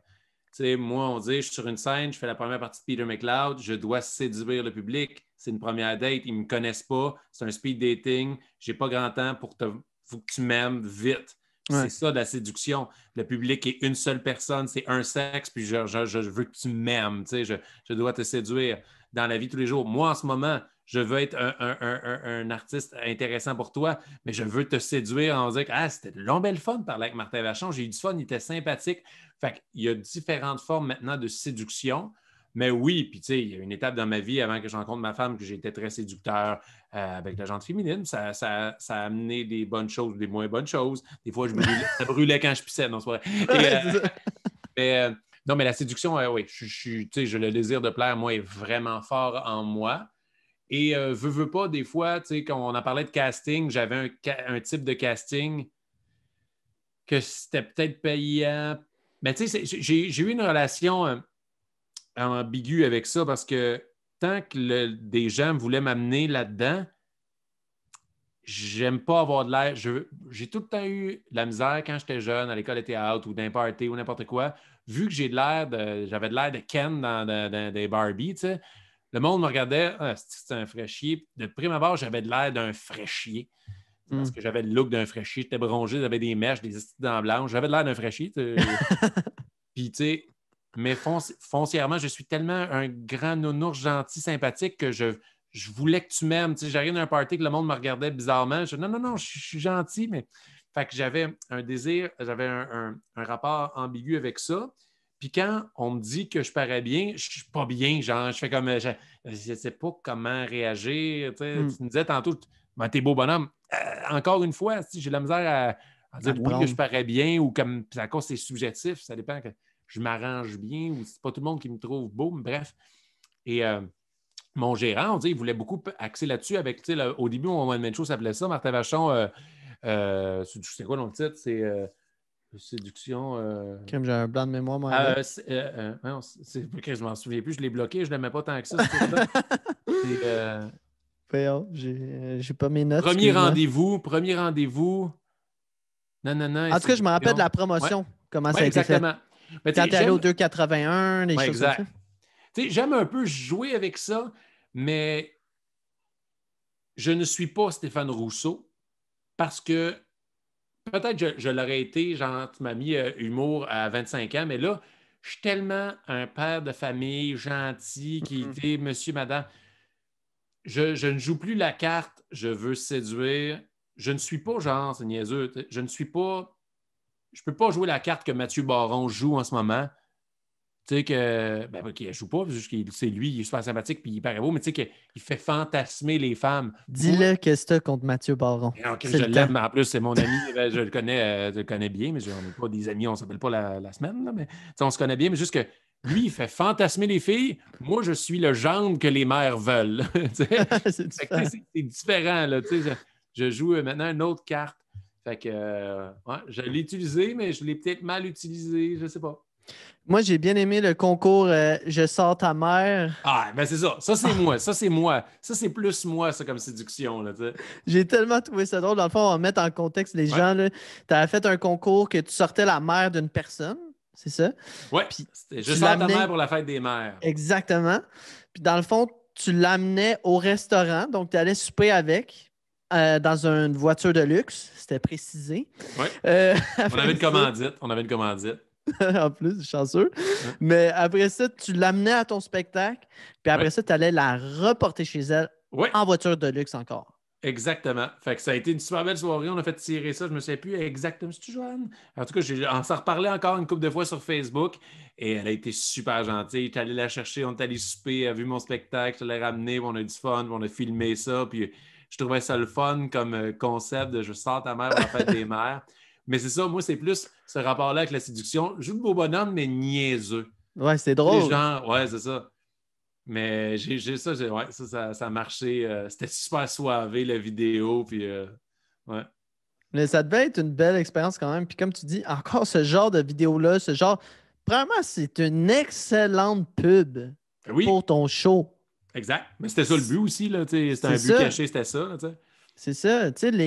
Moi, le premier, je voudrais voir ça, tu comprends? Parce que je trouve ça drôle.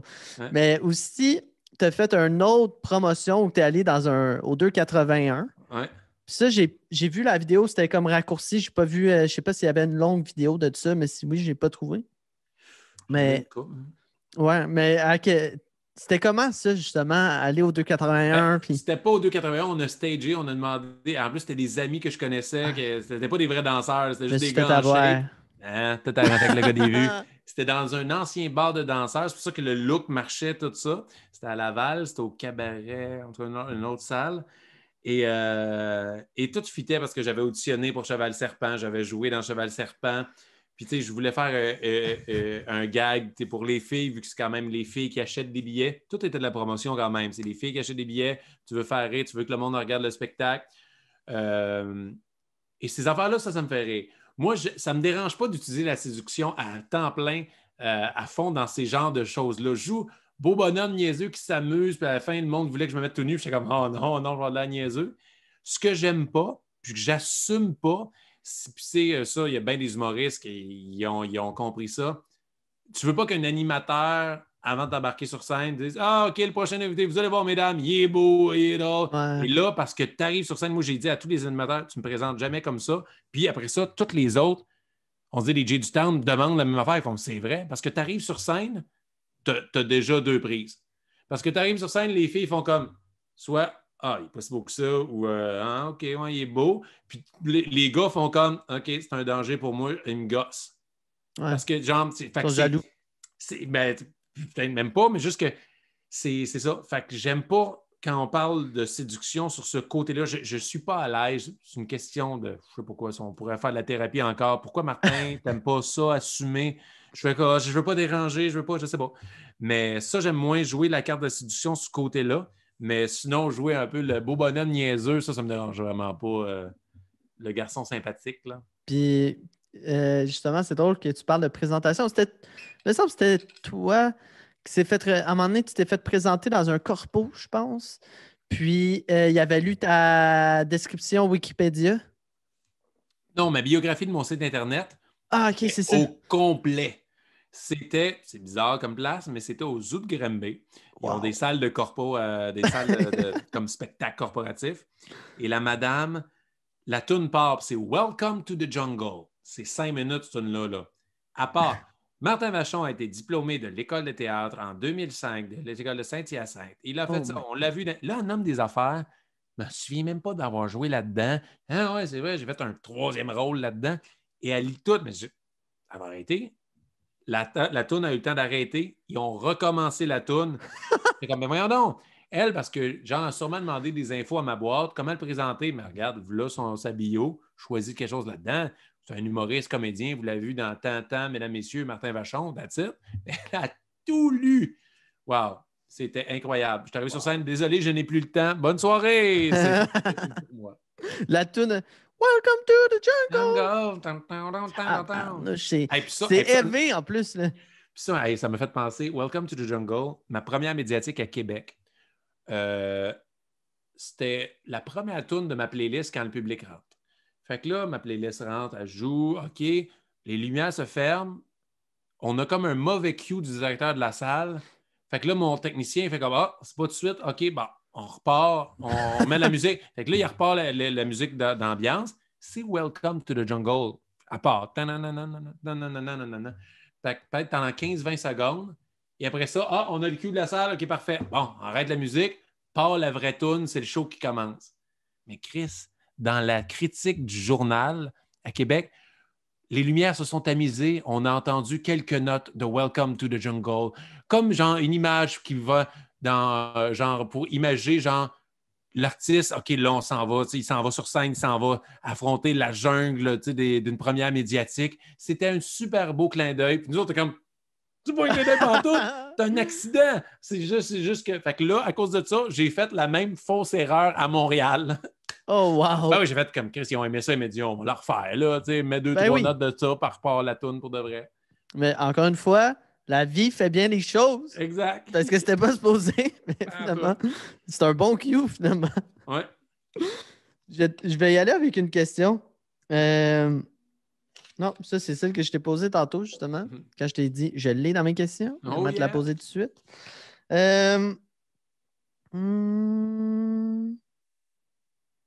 OK. Ton humour tourne beaucoup autour d'anecdotes, des situations que tu as vécues et que tu dis que tu t'es déjà forcé à vivre des choses pour t'inspirer. Oui. C'est quoi la pire chose que tu t'es forcé à vivre pour aller chercher justement des anecdotes? Plusieurs, je veux dire. C'est surtout quand j'animais dans les bars. Là, tu as besoin de chier un numéro à chaque semaine. Et quand j'animais au Pub Rosemont, et j'ai fait plusieurs affaires. À un moment donné, j'ai fait tous les cours en une semaine de fitness de mon gym au Pro Gym à Montréal. Fait que là, je m'étais mis comme défi, puis Frank Grenier m'avait accompagné là-dedans. Fait qu'on avait tout fait. On avait fait genre les cours de yoga, fesses de fer, cardio bootcamp, pilates. On les a toutes faites en une semaine. On était brûlés. Et c'était les coachs qui nous voyaient tout le temps arriver. Pourquoi les autres, Chris, sont normalement intenses, les deux gars? Mais tu sais, des fesses de fer, là, on était deux seuls gars là-dedans. Et on était brûlés. Ça a donné un bon numéro, qu'on a fait un numéro d'ouverture là-dessus. Ça m'a fait chier comme je m'étais vraiment donné là-dessus. J'étais allé manger au restaurant au noir. J'étais allé dans une maison hantée. Je déteste les maisons hantées. J'aime pas avoir peur. Je deviens super tendu. Dans le noir, quand je ne sais pas, l'appréhension de tu vas me faire le saut. Quand est-ce que tu vas me le faire le saut? Je prenais Frank Grenier, puis il était mon bouclier. À chaque fois, il est comme, vraiment, tu m'amènes... Parce que moi, je fais comme, c'est une activité, on va faire ça, ça va être le fun. Puis moi, j'ai écrit un numéro. Ouais, mais pourquoi tu m'amènes là-dedans? Je suis obligé de subir. Moi, je n'écris pas de numéro avec toi. Souvent, j'amenais Frank Grenier là-dedans. J'ai fait de la montgolfière. J'ai fait un numéro de montgolfière. Et mon numéro, c'est que j'invente que c'est ma blonde qui m'a amené à montgolfière. Mais Chris, j'ai le vertige. Mais Chris, c'est moi qui ai offert ça en cadeau à ma blonde. Je vais l'amener à montgolfière, c'est un super beau cadeau, puis je vais pouvoir faire une anecdote là-dessus. Mais j'ai été terrifié parce que j'ai vraiment le vertige, puis j'ai vraiment eu la chienne, là. C'est le fun, la montgolfière, pour vrai, essayez-les. Mais moi, ce qui me faisait peur, c'est que t'es pas attaché, t'es dans la nacelle, puis moi, je suis grand. Fait que la nacelle est comme à ta hanche, puis t'es comme... Tu sais que ton cerveau, si j'ai une bulle au cerveau, puis je décide de sauter, je peux, genre, oh my God, quand ma propre responsabilité est entre mes mains, là, j'étais allé faire du ski pour la première fois de ma vie à l'âge de 35 ans au massif de Charlevoix pour faire un number. Au massif. Oui, si tu dépêches, t'entends pas de commencer à Saint-Bruno comme tout le Une belle monde? petite montagne, ça, le massif. Hey. Fait que des affaires de même. J'ai fait du parachute. J'ai sauté en parachute avec mon père pour me faire un number là-dessus. Puis j'ai la chienne, j'ai le vertige. Là. Fait que moi, pour me faire des numbers, je vais me mettre en danger parce que je suis souvent... Dans mes numbers, je suis le dindon de la farce, c'est pour me ridiculiser. Fait que je me dis, c'est sûr que je vais avoir l'air niaiseux, puis go, je vais le faire, là, tu sais. Ben oui. Mais aussi se mettre en danger, faire des choses que, je sais pas, donne-toi dans la vie, là, donne-toi des défis pour te sortir de ta zone de confort, puis faire des choses que tu penses. Ouais, exactement. Hey, moi, là, j'ai des enfants, je veux vraiment pas mourir. J'ai rendu que j'ai peur de la mort maintenant à cause de mes enfants. Mais des fois, là, avant que j'aie des enfants, j'étais en auto, je me disais, j'ai tellement une belle vie. C'est incroyable. J'étais jeune, puis j'en ai vécu des affaires, tu sais, justement, juste faire tout ça. Tu sais, des fois, je pense à, pas juste à mes parents, mais à du monde qui ont moins de chance dans la vie, soit qui ont moins de sous, qui sont pris dans une job que c'est pas leur passion. Moi, j'ai pas l'impression de travailler une seconde de ma vie, même si je travaille comme un fou. Je m'amuse. Je dis tout le temps, je suis un retraité super jeune parce que si aujourd'hui je vais aller jouer au golf, je vais aller jouer au golf. Tu sais. Et j'ai tellement vécu d'expériences parce que je me suis forcé à les vivre que je suis chanceux, j'ai vécu tout ça. Fait que moi, j'aime ça me mettre en danger. Puis, pour les émissions de télé puis de la chance, mais tu sais, j'ai fait le grand saut. J'ai sauté d'un tremplin, j'ai vécu des affaires bizarres, j'ai tenu des bébites dans mes mains que j'aurais jamais dû tenir.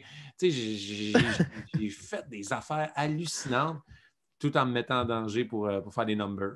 Tu sais quoi, tu devrais faire le quoi, puis si tu le fais, invite-moi, j'aimerais ça le faire. Pour un prochain number, je vais veiller de quoi, puis tu viendras avec moi. Exact, bon. Mais as-tu déjà fait un grandeur nature? Je veux le faire. Moi, je vais triper bien raide. C'est sûr, je vais à la Bicoline. En plus, j'ai plein d'amis qui le font. Les Charles Beauchesne de ce monde, là, ils vont à chaque année avec Jessie Shea. Et Frank Grenier est allé une couple de fois. Puis moi, je veux y aller. Je veux faire un grandeur nature. C'est sûr, c'est sûr, c'est sûr. Mais ce qui me fait peur, puis c'est ça que je vais devoir me mettre en danger, c'est même si je suis un comédien, puis moi, c'est le côté décorum de je serais pas bon moi, pour faire semblant de parler d'une langue de. Moi, donne-moi une épée, puis je veux me battre, puis je vais juste avoir le costume, puis ouais, je vais me partir. Je suis un enfant. Non, mais pour vrai, je sais pas comment ça marche, les grandeurs nature. Mais moi, j'aimerais être un magicien, OK? Tu peux? C'est toi qui décides de ton personnage? Mais je te dis pourquoi. Parce que, tu sais, dans les grandeurs nature, tu t'imagines tout le temps te battre avec des épées, puis c'est déjà drôle. Imagine que tu es un mage, tu n'as pas une épée, tu n'as pas un bâton, tu n'as rien. Tout ce que tu fais, c'est lancer des sorts. Je ne sais pas ça, par exemple. Non, ben j'aimerais ça. Les combats, il va falloir que tu aies un bâton de bois comme Gandalf, puis je ne sais pas si tu peux faire de la magie, par exemple. C'est sûr qu'il y en a que tu peux, là, c'est mais... clair. Mais T'as-tu vu des images de Bicoline, comment que c'est beau, Oui. le décor? Ils construisent des maisons, c'est hallucinant. Là. Mais tu vois, quand tu m'as sorti Bicoline, j'étais comme, OK, finalement, ils connaissent ça, les chevaliers. Bicoline, je connais juste une place qui font en grandeur nature, puis ça a l'air hallucinant. C'est sûr, il faut que j'y aille. Mais tu sais, c'est le genre de truc, justement, que c'est sûr que tu vas avoir des anecdotes qui vont sortir de là. Tu vas triper aussi. C'est sûr, Là. c'est sûr, c'est sûr. C'est sûr, c'est sûr, c'est sûr. Puis tu sais, à Salut Bonjour, je fais un peu ça. C'est le temps de, je choisis quelque chose, puis tu sais, je suis allé au Cosmodome de Laval, puis ça fait longtemps que, depuis que je suis jeune, je passe devant. Il faudrait bien que j'y aille à un moment donné. Là, je l'ai fait, tout marcher en apesanteur, les machines qui tournent pour faire un topo. Mais moi, j'étais intrigué de le faire, fait que je voulais le faire. Puis ça Ouais. m'a donné un number, mais une chronique dans ce cas-là. Ben ouais, c'est ça. 100%. Je pense que je vais me faire ça. Je vais me faire une liste de choses Oui, que j'aimerais ne pas faire et faire. oui. Puis les Ouais. faire. Ouais. Tu sais, j'ai une chronique qui me tape dans ma tête juste pour me mettre en danger. J'ai peur des araignées. Je vais faire une chronique sur guérir ses peurs, puis à Salut Bonjour d'avoir une fucking tarentule dans ma main. Mais je me tente pas, c'est que je me tente pas, mais je me dis, oh, ça va me faire vivre de quoi, puis je suis sûr qu'il va y avoir de quoi de cool qui va sortir de là, tu sais. Moi, c'est les serpents. Ah, j'ai moins peur de ça. Imagine. OK. Est-ce que tu as écouté Viking, la série? Non. OK. Mais je sais c'est quoi, là, mais je l'ai pas OK. écouté. Je dirais pas qui parce que ça va péter un punch. Là. OK. Mais à un moment donné, il y a un gars qui est couché dans plein de serpents. Plein, plein, plein, plein, plein. Fait qu'imagine-toi, tu as 200 serpents sur toi. Là. C'est clair que tu tripes pas. Là. Tu peux pas triper. Je sais pas pourquoi les serpents me dérangent moins que l'hostie d'araignée avec ses pattes qui genre, sont gros au cul. Les serpents, mais je peux en prendre. Tu sais, j'ai pris le gros python genre de boa de Nicolas Gignac, le magicien. Je l'ai pris. OK, Et il bouge c'est pas. peurant. Ouais, il est gros, mais je sais pas. Une araignée, moi, j'ai les haïs pour vrai. Là. Ah. Fait que toi, t'es le genre de gars qui tue les araignées chez vous puis qui se fait haïr par les personnes. Non, honnêtement, c'est ma blonde qui tue les araignées. Moi, je les laisse vivre maintenant. Je les prends sur une feuille, je les sors dehors. Je sais pas pourquoi, mais depuis que je suis arrivé dans ma maison, il y a 6 ans, depuis que j'ai une piscine, je suis devenu le sauveur des bébites. Moi, incapable de laisser une bébite mourir dans ma piscine, il faut que je fasse comme tabarnak, je suis obligé d'aller la chercher. Ils vont me dire, j'avoue, je suis sur le balcon, pogne la puise. Je suis pas capable de voir une bébite en détresse puis de la laisser volontairement. Ben, tu vas crever, mais non, non. Fait que là, maintenant, je sais pas pourquoi, mais tu sais, des fois, des araignées, il y a le matin, sur le comptoir, je fais comme, non, là, je te laisse pas vivre parce que, ou l'hiver, l'été, je peux la sortir. Mais moi, je vois une araignée dans le coin sur le plafond, là, je ne tue pas. Là, va te cacher, puis je t'ai pas vu. 100%. Moi aussi, j'ai comme ça maintenant. Les araignées chez nous, j'y tue pas, je prends un verre, je la capture, puis je la mets dehors. Tout le temps. Moi aussi. Bon, des fois, c'est l'hiver, puis tu te rends compte, elle va pas survivre, mais bon, je t'ai sauvé. Ouais, des fois, le verre, il atterrit en plein milieu de l'araignée, mais tu sais, c'est pas voulu. L'intention était là. C'est ça. Hey, je sais pas, ça fait combien de temps? Il est quelle heure? C'est bon. Là, il est 2h47. Ça doit faire proche d'une heure et quart. On va continuer un petit peu. Celle-là, je trouvais ça drôle. Dans une entrevue, tu dis qu'une de tes inspirations, c'est Gad Elmaleh. Hein? Ah, Ouais. ça fait longtemps, ça? Ouais. Ouais, Puis je peux me rappeler. Puis là, Ça je fait me longtemps, demandais, là, c'est-tu toujours le cas? je faisais, j'avoue, hey, je pensais pas avoir de citations qui ont mal vieilli, mais celle-là, c'est la première que quelqu'un trouve que c'est une mauvaise citation. Mais on se met à l'époque. Moi, j'étais un gars qui est sorti de l'école de théâtre, qui fait de l'humour. Et Gad Elmaleh, je trouve que c'était un comédien comique incroyable qui fait du stand-up. Hey, je me rappelle, j'avais acheté des billets et j'avais pas pu, j'avais une journée de tournage chez ma blonde qui est allée. Mais c'est vrai que je tripais bien gros Gad Elmaleh à l'époque. Quand j'ai commencé en humour, ouais, j'avais... ouais. Je te prends un peu au Finalement, dépourvu, hein? ouais, mais c'est fou ça, je me rappelais pas d'avoir aimé Gad Elmaleh de même. Ouais. Tantôt, j'ai cité Eric Salvaille. Tu vois, mes exemples, là, ça, c'était pas bon. Tu as eu des bons modèles dans ta vie. Ouais, j'ai quand même bien réussi, Colin. Non, mais pas Charles Manson. Mais peu importe, tu sais, ces personnes-là, oui, mettons, ils ont dépassé les bornes, mais il y avait quand même à la base un certain talent. Puis, Oui. tu sais, Eric Salvaille, il est très drôle. Tu sais, j'ai réécouté dernièrement les recettes pompettes. Ah oui. C'était complètement du génie, sérieusement. C'était un homme d'affaires intense, c'était un animateur incroyable, mais tu sais, bon, il a fait des choses qui n'étaient pas respectables, puis tu Exact. sais, il mérite totalement ce qui arrive. Puis Mhm. Gad Elmaleh, ses blagues, il les a volées, c'est de la merde, tu ne peux pas faire ça en humour, ce n'est pas toi. Donne le crédit aux gens 100%. qui a écrit la blague, mais point de vue interprète sur scène, de divertir les gens pendant des heures, il était excellent pour livrer des blagues qui n'étaient pas à lui, malheureusement, mais il était bon. Puis les films qu'il faisait, je le trouvais bon. Mais ouais.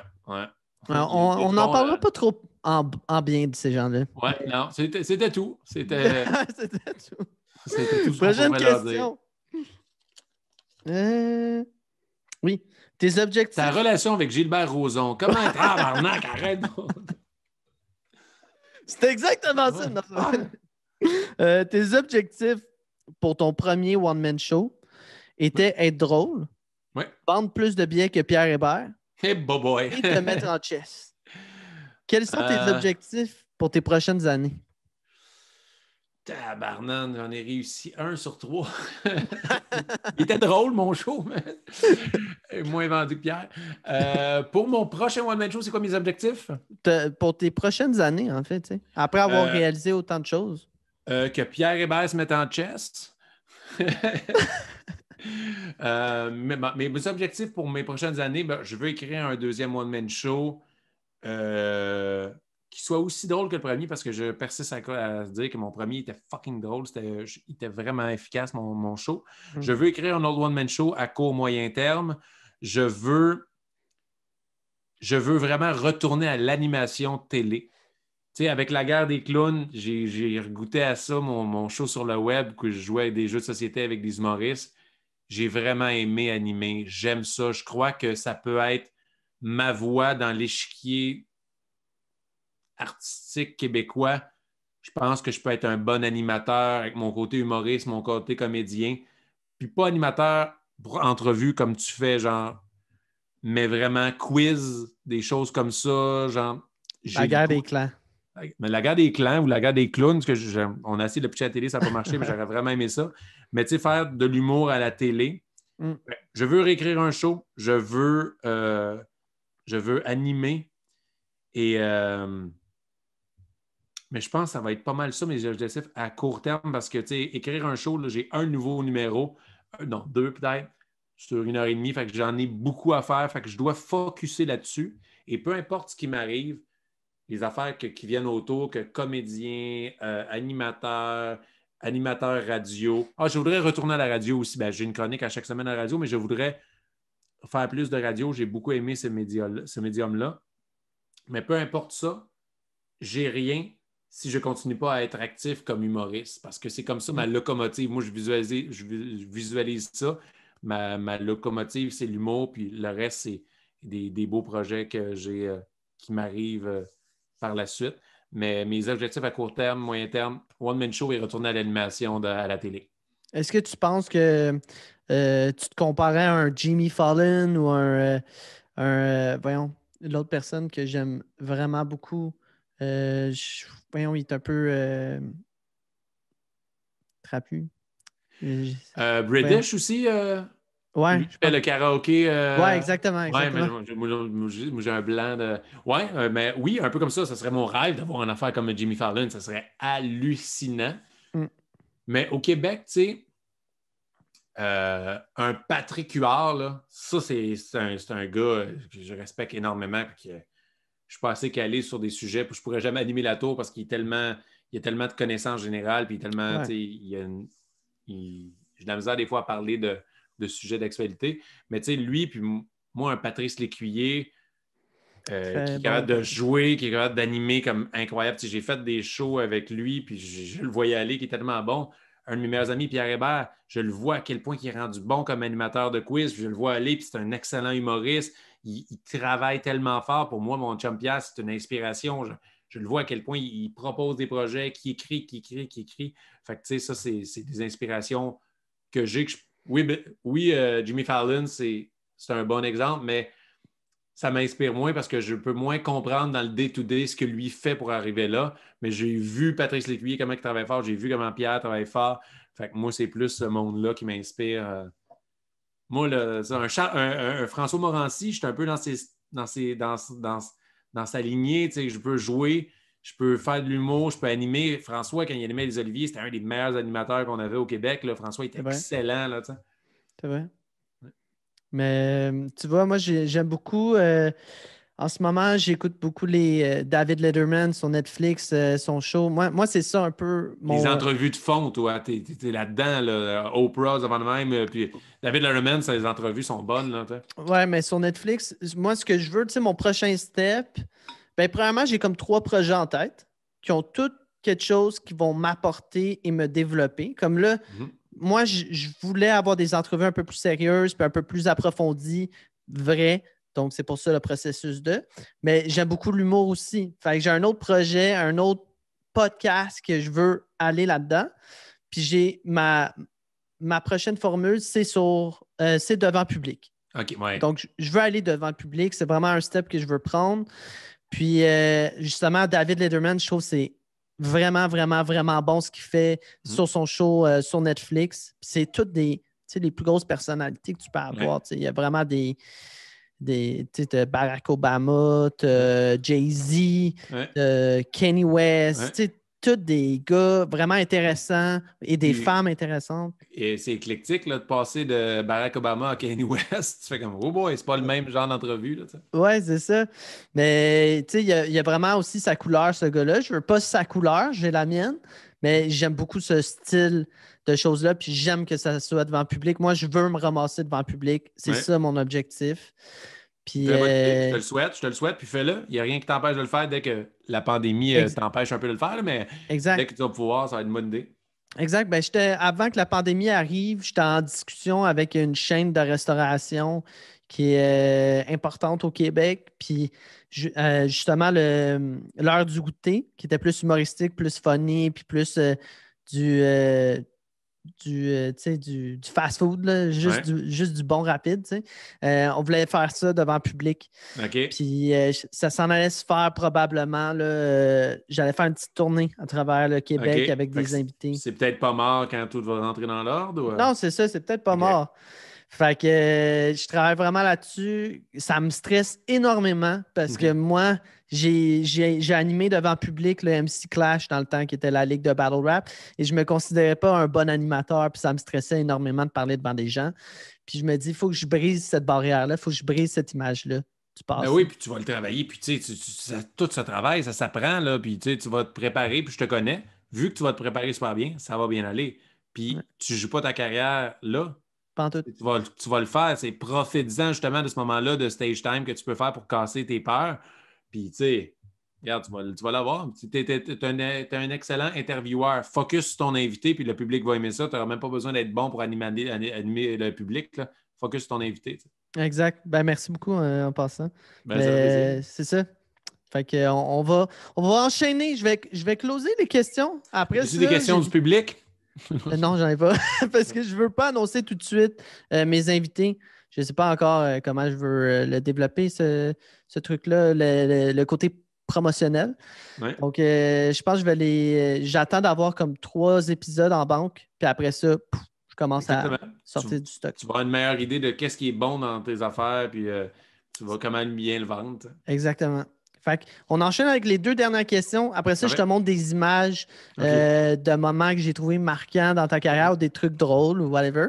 Puis on close là-dessus. Fait que on va aller voir ça. Je sais pas, peut-être qu'on a déjà parlé de ces questions-là parce que j'ai essayé de me fier un peu moins au papier puis juste go with the flow. Ça, on en a parlé justement quand tu es sorti de l'école de l'école du théâtre. Qu'est-ce qui a fait que ça a été aussi rapide pour toi? Oui! Tu as déjà imité un de tes professeurs à un show devant 800 personnes et tu as eu une retenue à cause de ça. C'est pas eu des débuts, mais j'avais perdu des points. Il n'avait pas aimé ça. Mon professeur de technologie, je ne me rappelle pas de son nom. On faisait, tu gosses avec du bois, nous on a fait un coffre-fort là, en plastique. J'étais pourri. Puis ouais, j'avais imité un professeur. Tu sais, ouais, des fois, les imitations, il y a du monde qui était. J'avais imité beaucoup de profs, puis lui, il ne l'avait pas aimé. Puis, tu sais, c'est comme. C'était pas directement ça, mais si tu suis un peu le hockey, c'est comme, OK, le ref, là, comme Tim Peel, là, qui vient de se faire congédier parce qu'il a donné une pénalité juste pour compenser pour une autre qu'il n'a pas donnée. Ce professeur-là avait fait exactement ça. Premier cours après le cours, je l'ai clairement su que ça n'avait pas fait plaisir que je l'imite. Il n'avait pas aimé ça, puis j'ai perdu des points. Je ne sais même plus comment ça marchait. Tu sais, tu perds des points pour n'importe quoi que tu fais dans la classe. Tu avais 100 points, puis tu perds, puis à un moment donné, tu as une retenue si tu as dépassé 5 points ou 10 points. Puis ça m'avait fait faire en sorte que j'avais perdu trop de points, que là, je devais aller en retenue dans la période libre. Et ouais, hey, je me rappelle.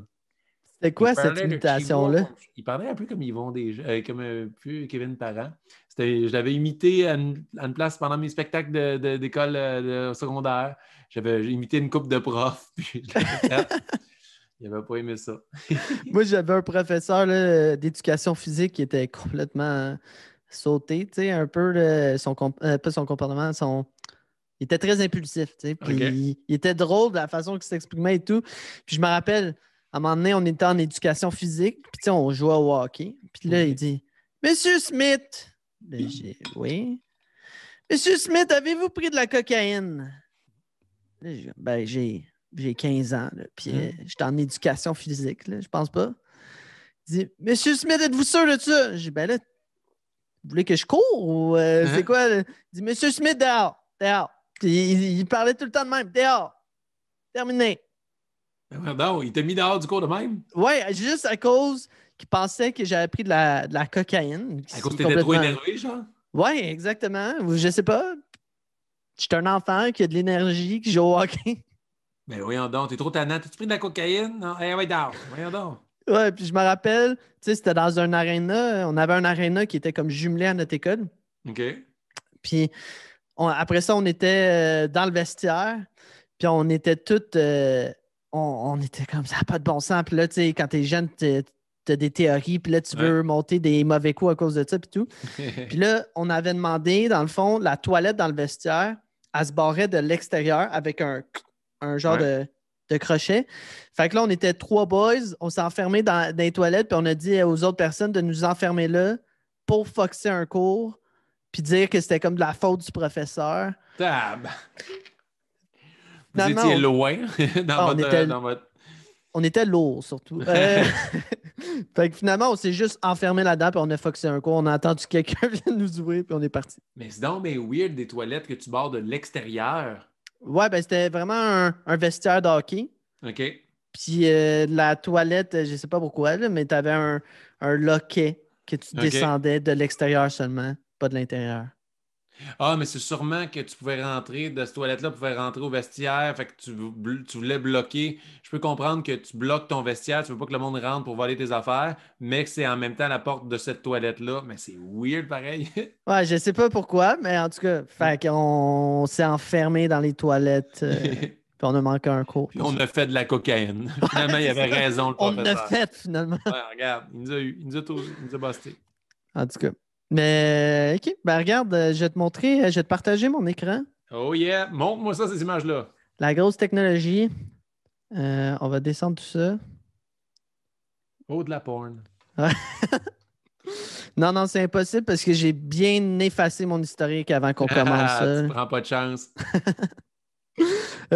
Donc, premièrement, ta piscine, Oui. qui est beaucoup trop importante à chaque journée de ton anniversaire.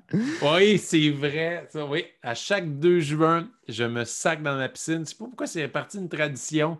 Puis à chaque année que je le fais, ben, c'est terrible. Tout le temps, là, elle est belle, elle n'est pas de même. Là. Ça, c'est-tu le 2 juin? Non, non, non, non, non. Ça, tu vois qu'il n'y a pas beaucoup d'eau, là. Peut-être que c'est ça, mais elle est tellement clair. Moi, la plupart du temps, le 2 juin, elle est verte, elle est dégueulasse. Il faut que je saute là-dedans, puis elle est glacée. Je fais ça pour souligner ma fête et souvent, maintenant, j'essaie d'attirer l'attention. À 2000 likes, je le fais, puis aller liker la page José de Frank Grenier ou donner de l'argent pour une fondation. Puis je fais ça ouais, pour le plaisir. Et là, c'est vrai, Mais, ça s'en vient quand même. mais pourquoi justement c'est devenu comme. T'entends-tu mon ordi en passant qui est en train de s'envoler? Non, non, je l'entends pas. Non, ok, il roule comme un vieux PS2, là. La fan, Mais elle vient de partir. ouais, c'est ça. Mais c'est ça. Pourquoi c'est devenu comme un- pas une routine, voyons, Une tradition? une tradition, exactement. Je sais pas, moi, j'étais un gars de tradition pas mal, puis je l'ai fait une fois, puis là, à un moment donné, mais aussi, c'est le monde qui me suit sur les réseaux sociaux, il me dit, tu vas-tu le refaire cette année? Je fais comme, je veux pas décevoir, puis je fais comme, OK, on va le faire. Moi, là, s'il vous plaît, fais-le ou t'es pas game, ça me pousse souvent à faire de quoi de niaiseux. Et ouais, fait que là, je risque de la refaire le 2 juin ou essayer, je sais pas, de trouver d'autres choses, ou de commencer une nouvelle tradition, que ce soit moins chiant, parce qu'elle était glacée à chaque fois. Peut-être qu'à chaque année maintenant, quand c'est ta fête, tu pourrais te pousser à faire quelque chose qui, justement, une activité comme on parlait De la pour cocaïne. Je vais essayer de la la cocaïne. Je vais essayer ça cocaïne, comme ton professeur, il dit ça. t'enfermer dans un vestiaire. Regarde, je vais essayer ça à chaque 2 juin.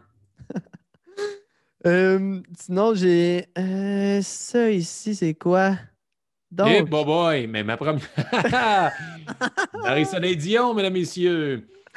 ça, c'était quand tu faisais des répétitions Ouais. Pour pour. ma première fois, c'est la pièce de théâtre, spectacle d'humour qu'on a fait à 150 représentations. Ça parlait de sexe. C'était pendant 1 heure et demie, honnêtement, on faisait que parler de témoignages de gens qui racontaient leur première fois qu'ils ont fait l'amour. La plupart du temps, c'était drôle, maladroit, ou des fois, c'était plus dramatique. Mais c'était un show tellement excellent. Pour vrai, ça se comparait avantageusement à bien des one-man shows qu'il y avait en circulation à l'époque parce que c'était tellement drôle parce que nous, on avait la permission. Faire des jokes de cul, souvent dans un show d'humour, c'est ce qui pogne le plus, c'est ce qui Mhm. fait le rire le plus de gens. Mais ce que les médias vont faire, ben là, c'est grivois, là, vous n'allez pas juste là-dedans. Mais ce texte-là, c'était que ça. Fait qu'on avait le droit de faire ça. Donc, tu sais, le sexe, tout le monde a eu ou va avoir une première fois. Donc, c'est tout le monde a le référent. Fait que ça faisait rire viscéralement les gens. Puis c'était vraiment le fun. On a eu du fun en tournée. On a fait le party, là. Oh! Hey, on est 4. Il y avait 2 techniciens, que les 2 techniciens de ce show-là sont devenus les techniciens de mon one-man show. On a tellement eu de fun. Ben, regarde, comment tu peux pas avoir du fun? Regarde-moi comment j'ai l'air d'avoir du fun, Ben oui. là.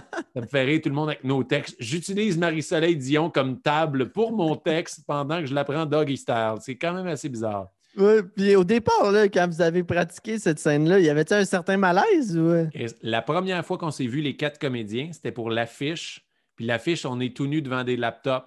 Fait qu'on est, moi, j'ai un G-string couleur peau. Joe aussi, les filles sont en sous-vêtements, puis ils vont cacher leurs seins. Puis on, hey, salut, ça va bien. Moi, je connaissais tout le monde, sauf Roxane, je la connaissais un peu moins. Joe, je l'avais déjà rencontré dans des soirées d'humour. Marie-Soleil, j'avais joué avec elle dans Vrac la vie. On est crissement loin de Vrac la vie en ce moment-là. Et C'est la suite logique. ouais, La suite logique. exact. Vrac la vie à l'adolescence. Et ouais, fait qu'après ça, c'était notre première rencontre, c'était pour la photo. Fait qu'à un moment donné, tu sais, puis on s'est tout dégéné vite. On se frenchait tout. Joe me frenchait, il me lichait l'œil. Tu sais, on s'est tout frenché, on s'est tout. Tu sais, fait qu'il n'y avait plus de gêne, on était. Ça a Vous étiez cassé. proches, comme on Ah, dit. on était proches. On a parlé, on a tout parlé. Tu sais, le show, c'était que des histoires de cul. Donc, tout le monde a raconté ses histoires de sexe, les bons coups comme les plus humiliants, qu'on a de l'air épais. Fait que, tu sais, il n'y a plus de gêne, là, oublie ça, là. Ben, ça devait être justement, tu sais, ça a été une bonne partie de ta vie quand même, ce show-là, là. Ouais, Ça a ouais, dû c'était être le fun. vraiment le fun. Et puis la dernière année, je faisais les premières parties en stand-up. Fait que moi, je faisais un 15 minutes d'humour au début. Fait que là, le monde me connaissait comme ça. Puis j'embarquais, je sortais de scène, je fais juste mettre une autre chemise, je rembarquais en personnage. Puis ça, c'était le fun de pouvoir faire réchauffer le monde avec de l'humour, là. C'était le fun. Ben oui, c'était parfait pour toi, en fait, à ce moment-là. Oui. Euh, ça ici, Oh yeah! ça, c'était quand tu as joué, ben, apparemment, tu as joué devant toute cette grande foule-là. Oui, c'était la première partie de Dominique Paquet à Juste C'est pour ça. rire il y a quelques années. Exactement. C'est comment de. Tu sais, je me rappelle plus, il y avait combien de monde, mais c'était. Je pense que c'était 20 000. Oui, à peu près. Il y Je avait sais vraiment plus. beaucoup de monde. Il y avait vraiment beaucoup de monde. C'est weird parce que tu n'entends pas le monde. C'est Hmm. tellement vaste que tu entends des petites vagues, mais les gros rires, tu les entends, mais les petits rires, tu les entends pas. Fait que faut que tu continues comme ben, ça va faire rire le monde, c'est sûr, c'est des jokes rodés, mais les gros rires, tu les entends, mais les petits rires, tu les entends pas. Et c'est weird, d'habitude, tu es dans le noir, tu vois un peu de monde, mais là, je voyais tout. Donc, je me rappelle, à un moment donné, je fais une performance vocale. C'est une longue phrase de 1 minute et demie que tu parles.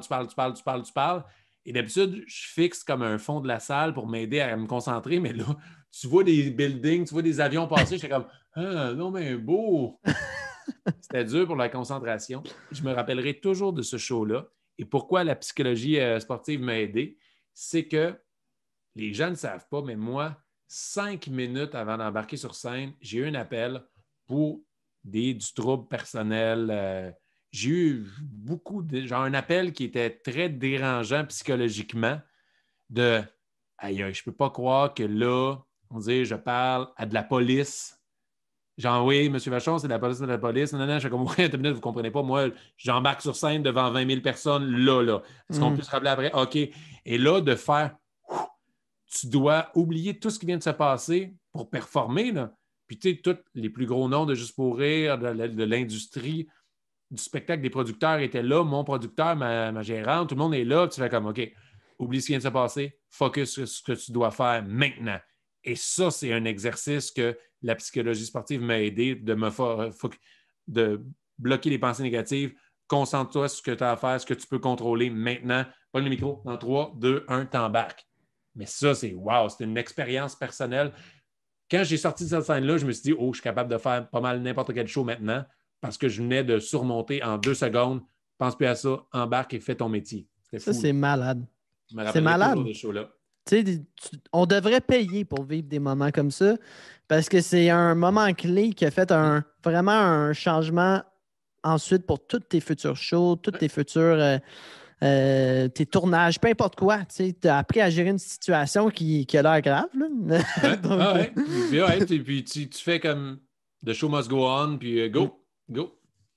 Puis c'est comment de jouer le stress, en fait, avant le show, devant ce genre de performance-là, ce genre de public-là qui est énorme. C'est quoi? Mais je veux te dire, c'est le fun, puis c'est pas le fun, c'est chaud. C'est le fun pour l'événement, puis de wow, c'est débile. Puis tu sais, quand tu te fais accueillir, t'es une rock star, puis quand ils t'applaudissent, en fait, t'es une rock star. C'est le fun, mais point de vue, plaisir qu'un humoriste peut avoir à faire ses blagues, c'est mieux une salle, comme on dit, Albert Rousseau, que 1200 personnes, que tu les entends rire tellement fort, puis que tu fais rire, puis la petite subtilité, genre, c'est plus le fun, parce que c'est plus concentré. Ça, c'est un trip. C'est un trip, mais c'est moins plaisant que d'être dans une salle remplie sold out. Là, ça. Puis quand tu vois des gars comme Kevin Hart qui remplissent des arénas non-stop pour des shows d'humour, puis eux, c'est ça leur réalité. Ouais, c'est bizarre, hein? C'est eux autres, mais c'est ça leur réalité, puis c'est le fun, là, parce qu'on s'entend que c'est crissement payant. C'est crissement plus payant à remplir une aréna, on pouvait tout le temps faire ça. Mais, tu sais, j'ai fait le Sandbell pour l'événement PA Country. Et honnêtement, j'aime mieux faire. Je l'ai fait parce que je suis un fan du Canadien, puis c'est le fun, puis je l'ai fait, puis c'est le fun. Tu dis que tu as fait le Sandbell. Ah oui. C'était le fun, rire le monde. Tu avais des gros rires, mais c'est tellement vaste que tu te bats avec une épée dans l'eau, genre, c'est pas comme une belle salle d'un gros format rempli, puis que. Tu sens le rire, un mur de rire qui s'en vient sur toi. T'sais. Ça, le rire, ça perd un peu. Tu entends du monde qui peuvent parler pendant que tu fais ton show. C'est différent. Là, ouais, c'est clair. C'est le fun. Je suis content d'avoir vécu. C'est sûr. Tu es privilégié d'avoir pu justement pratiquer ton métier devant autant de gens. Oui, c'est fou, mais. Sinon, celle-là. Oh yeah! La guerre des clowns! Exactement. À quel point tu as eu du fun pour ce projet? La guerre des clowns, c'était hallucinant. Puis ça, ça fait une couple de fois que Gladius, Gladius me dit, tu voulais-tu essayer Piment Fort? Je fais, ouais, il faudrait qu'on écrive des jokes, ça va être tough. Il dit, ouais, nous, on a accès au chapeau de Normand. Je fais, quoi? Et là, moi, j'habite à Saint-Jean-sur-Richelieu. Je suis allé à Québec, aller-retour, juste pour aller chercher les chapeaux. Puis chaque chapeau était dans des boîtes. Hey, mon char, j'ai un gros VUS, il était rempli à côté. Si la police m'arrêtait, je me disais, c'est quoi ça? Des chapeaux de Normand Brathwaite de Piment Fort. C'était ses chapeaux à lui, c'était lourd, j'avais mal à la tête. Mais c'était un hostie de beau trip, ça, de jouer à Piment Fort avec les chapeaux de Normand, là. C'était vraiment hot. Je pense que je pourrais jamais avoir des aussi beaux chapeaux que ça. Non, jamais, jamais, jamais, mon gars. T'as un beau chapeau, mais il sera jamais aussi hot que celui-là. Sinon, by the way, en parlant de piment fort, je me rappelle, j'ai vu que t'as comme eu une petite. Tu t'es pogné un peu avec un des invités, là, que je me rappelle plus c'est qui l'invité, c'est quoi son nom, il était comme docteur ou je sais pas trop. Pas que tu t'es pogné avec, mais c'était comme un petit clash, là. Dans Piment Fort ou dans la guerre des clowns? À piment fort. Hey, j'ai un blanc de mémoire, c'est quoi son nom? Quand j'ai fait l'émission avec Normand, là, Ouais, j'ai un blanc de mémoire. je me suis pogné avec un docteur. Ben, tu as comme. Lui, il avait dit. Je me rappelle plus s'il était docteur, là. Je pensais pas parler de ça, là, mais Ah ouais, vas-y. lui, il a fait un call. Puis là, après ça, ça a continué. Puis tu voyais que ce gars-là, il était juste là pour être sévère ou dire des choses dérangeantes. Puis toi, à un moment donné, tu l'as callé, toi aussi. T'as fait un. Je sais pas, t'as fait un word up. Pour de vrai, hey, je me souviens même pas de ça. Mais tu sais, des fois, quand tu dis que sur le stress, hey, Piment Fort, c'est un live to tape, je suis invité à l'émission mythique de Piment Fort. Je suis tellement content. Puis c'est tough parce que les gens, ils savent maintenant, c'est scripté. Mais chaque question, tu as l'ordre. Fait que, OK, pour le jeu numéro 1, moi, ça va être Jeff Mercier, moi, on dit Marie-Soleil. Après ça, c'est Marie-Soleil, moi, JF, moi, JF, Marie-Soleil, moi, Marie-Soleil, JF. Fait que là, tu as l'ordre, tu es stressé, mon gars, tu veux rentrer. Fait que pendant qu'il annonce le jeu, tu regardes, OK, c'est ça l'ordre, tu essaies de l'apprendre par cœur, tu as appris tes jokes l'après-midi. Fait que t'es stressé. Fait que s'il y a eu quelque chose comme ça, puis ouais, ça se peut très bien que mon instinct d'humoriste a fait comme ta gueule, si j'étais en train de vivre de quoi, puis hey, je me souviens pas de ça, faudrait que j'aille voir l'émission. Ouais, je me rappelle plus non plus, comme je te dis, là, quand je fais des recherches, des fois, c'est juste ça me popé, là, mais c'est ça. Hey, mais ça me fascine. Oh, l'Olivier! L'Olivier, finalement. Il est là! Ben oui! Ça, c'est l'Olivier. C'est une très belle émotion que j'ai vécue avec c'est Pierre. Là. C'est tout ça grâce à Pierre. Pierre Hébert qui a gagné le numéro de l'année au dernier Mhm. gala. Puis j'étais auteur j'étais auteur sur son one-man show, puis sur le numéro de gala, sur son gala qui avait ce numéro-là. Puis ça, là, c'était tellement weird comme gala parce que j'avais, moi, proposé la guerre des clowns pour être artiste COVID de l'année. Je n'avais pas été retenu pour des raisons, je pense qu'il n'allait pas dans les numéros de groupe, des choses comme ça. Puis ça m'a fait de la peine parce que la guerre des clowns, mon idée web, j'avais travaillé 4 mois à tous les fucking jours pendant 4 mois pour le simple but de divertir les gens pendant la COVID. Fait que j'aurais aimé la tape dans le dos, mais à un moment donné, c'est un contexte. Toutes Tu sais, les ça candidatures fonctionnait étaient bien. bonnes. Ça Oh oui, tout à fonctionnait fait. bien. On a eu 1 million de views. Puis, tu sais, tout le monde qui était en nomination méritait sa place. J'aurais juste aimé être aussi en nomination. Fait que, un moment donné, tu écoutes le gars-là, tu fais, ça te ramène tout le temps ça. Fait que ça fait de la peine. Quand Pierre a gagné, puis il nommait nos noms parce qu'on était auteurs, on était nommés aussi. Ça fait comme, wow. Puis, tu sais, honnêtement, je ne pensais pas l'avoir parce qu'il faut que tu payes comme 450$ pour avoir l'Olivier. Puis, OK.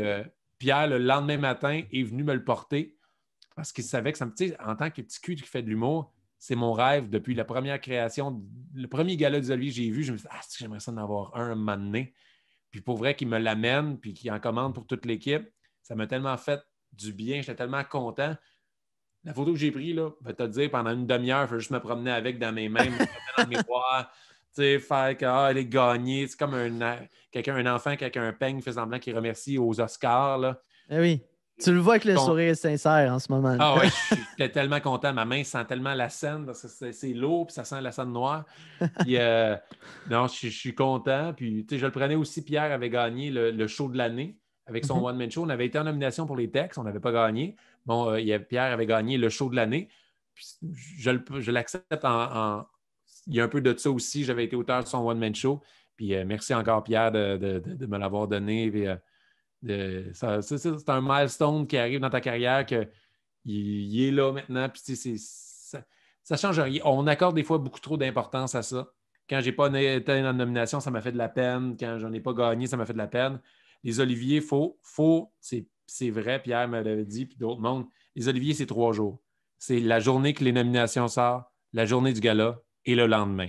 Ouais. Après ça, on oublie un peu qui a gagné. Puis c'est pas ça qui fait une carrière. La preuve, moi, j'ai texté Sam. J'avais oublié que c'était Sam qui avait gagné la découverte l'année passée. Puis quand j'ai vu que, dans la vidéo, j'avais pas trop compris que je suis en nomination. Puis j'ai dit, hey, on s'en fout, t'as pas besoin de ça. t'es tellement bon. Puis, Sam, je l'adore. On se texte tout le temps des niaiseries. Ça me retombe. Puis il me dit, Chris Martin, j'ai gagné l'année passée. Puis là, je dis, hey, remonte plus haut nos textos. Je t'ai félicité. Quand je fais, wow. Fait que c'était la preuve. Chris, c'est vrai. J'ai oublié que Sam avait gagné l'année passée. Puis c'était avec ma blonde. Qui a gagné l'année passée? Je me souviens plus.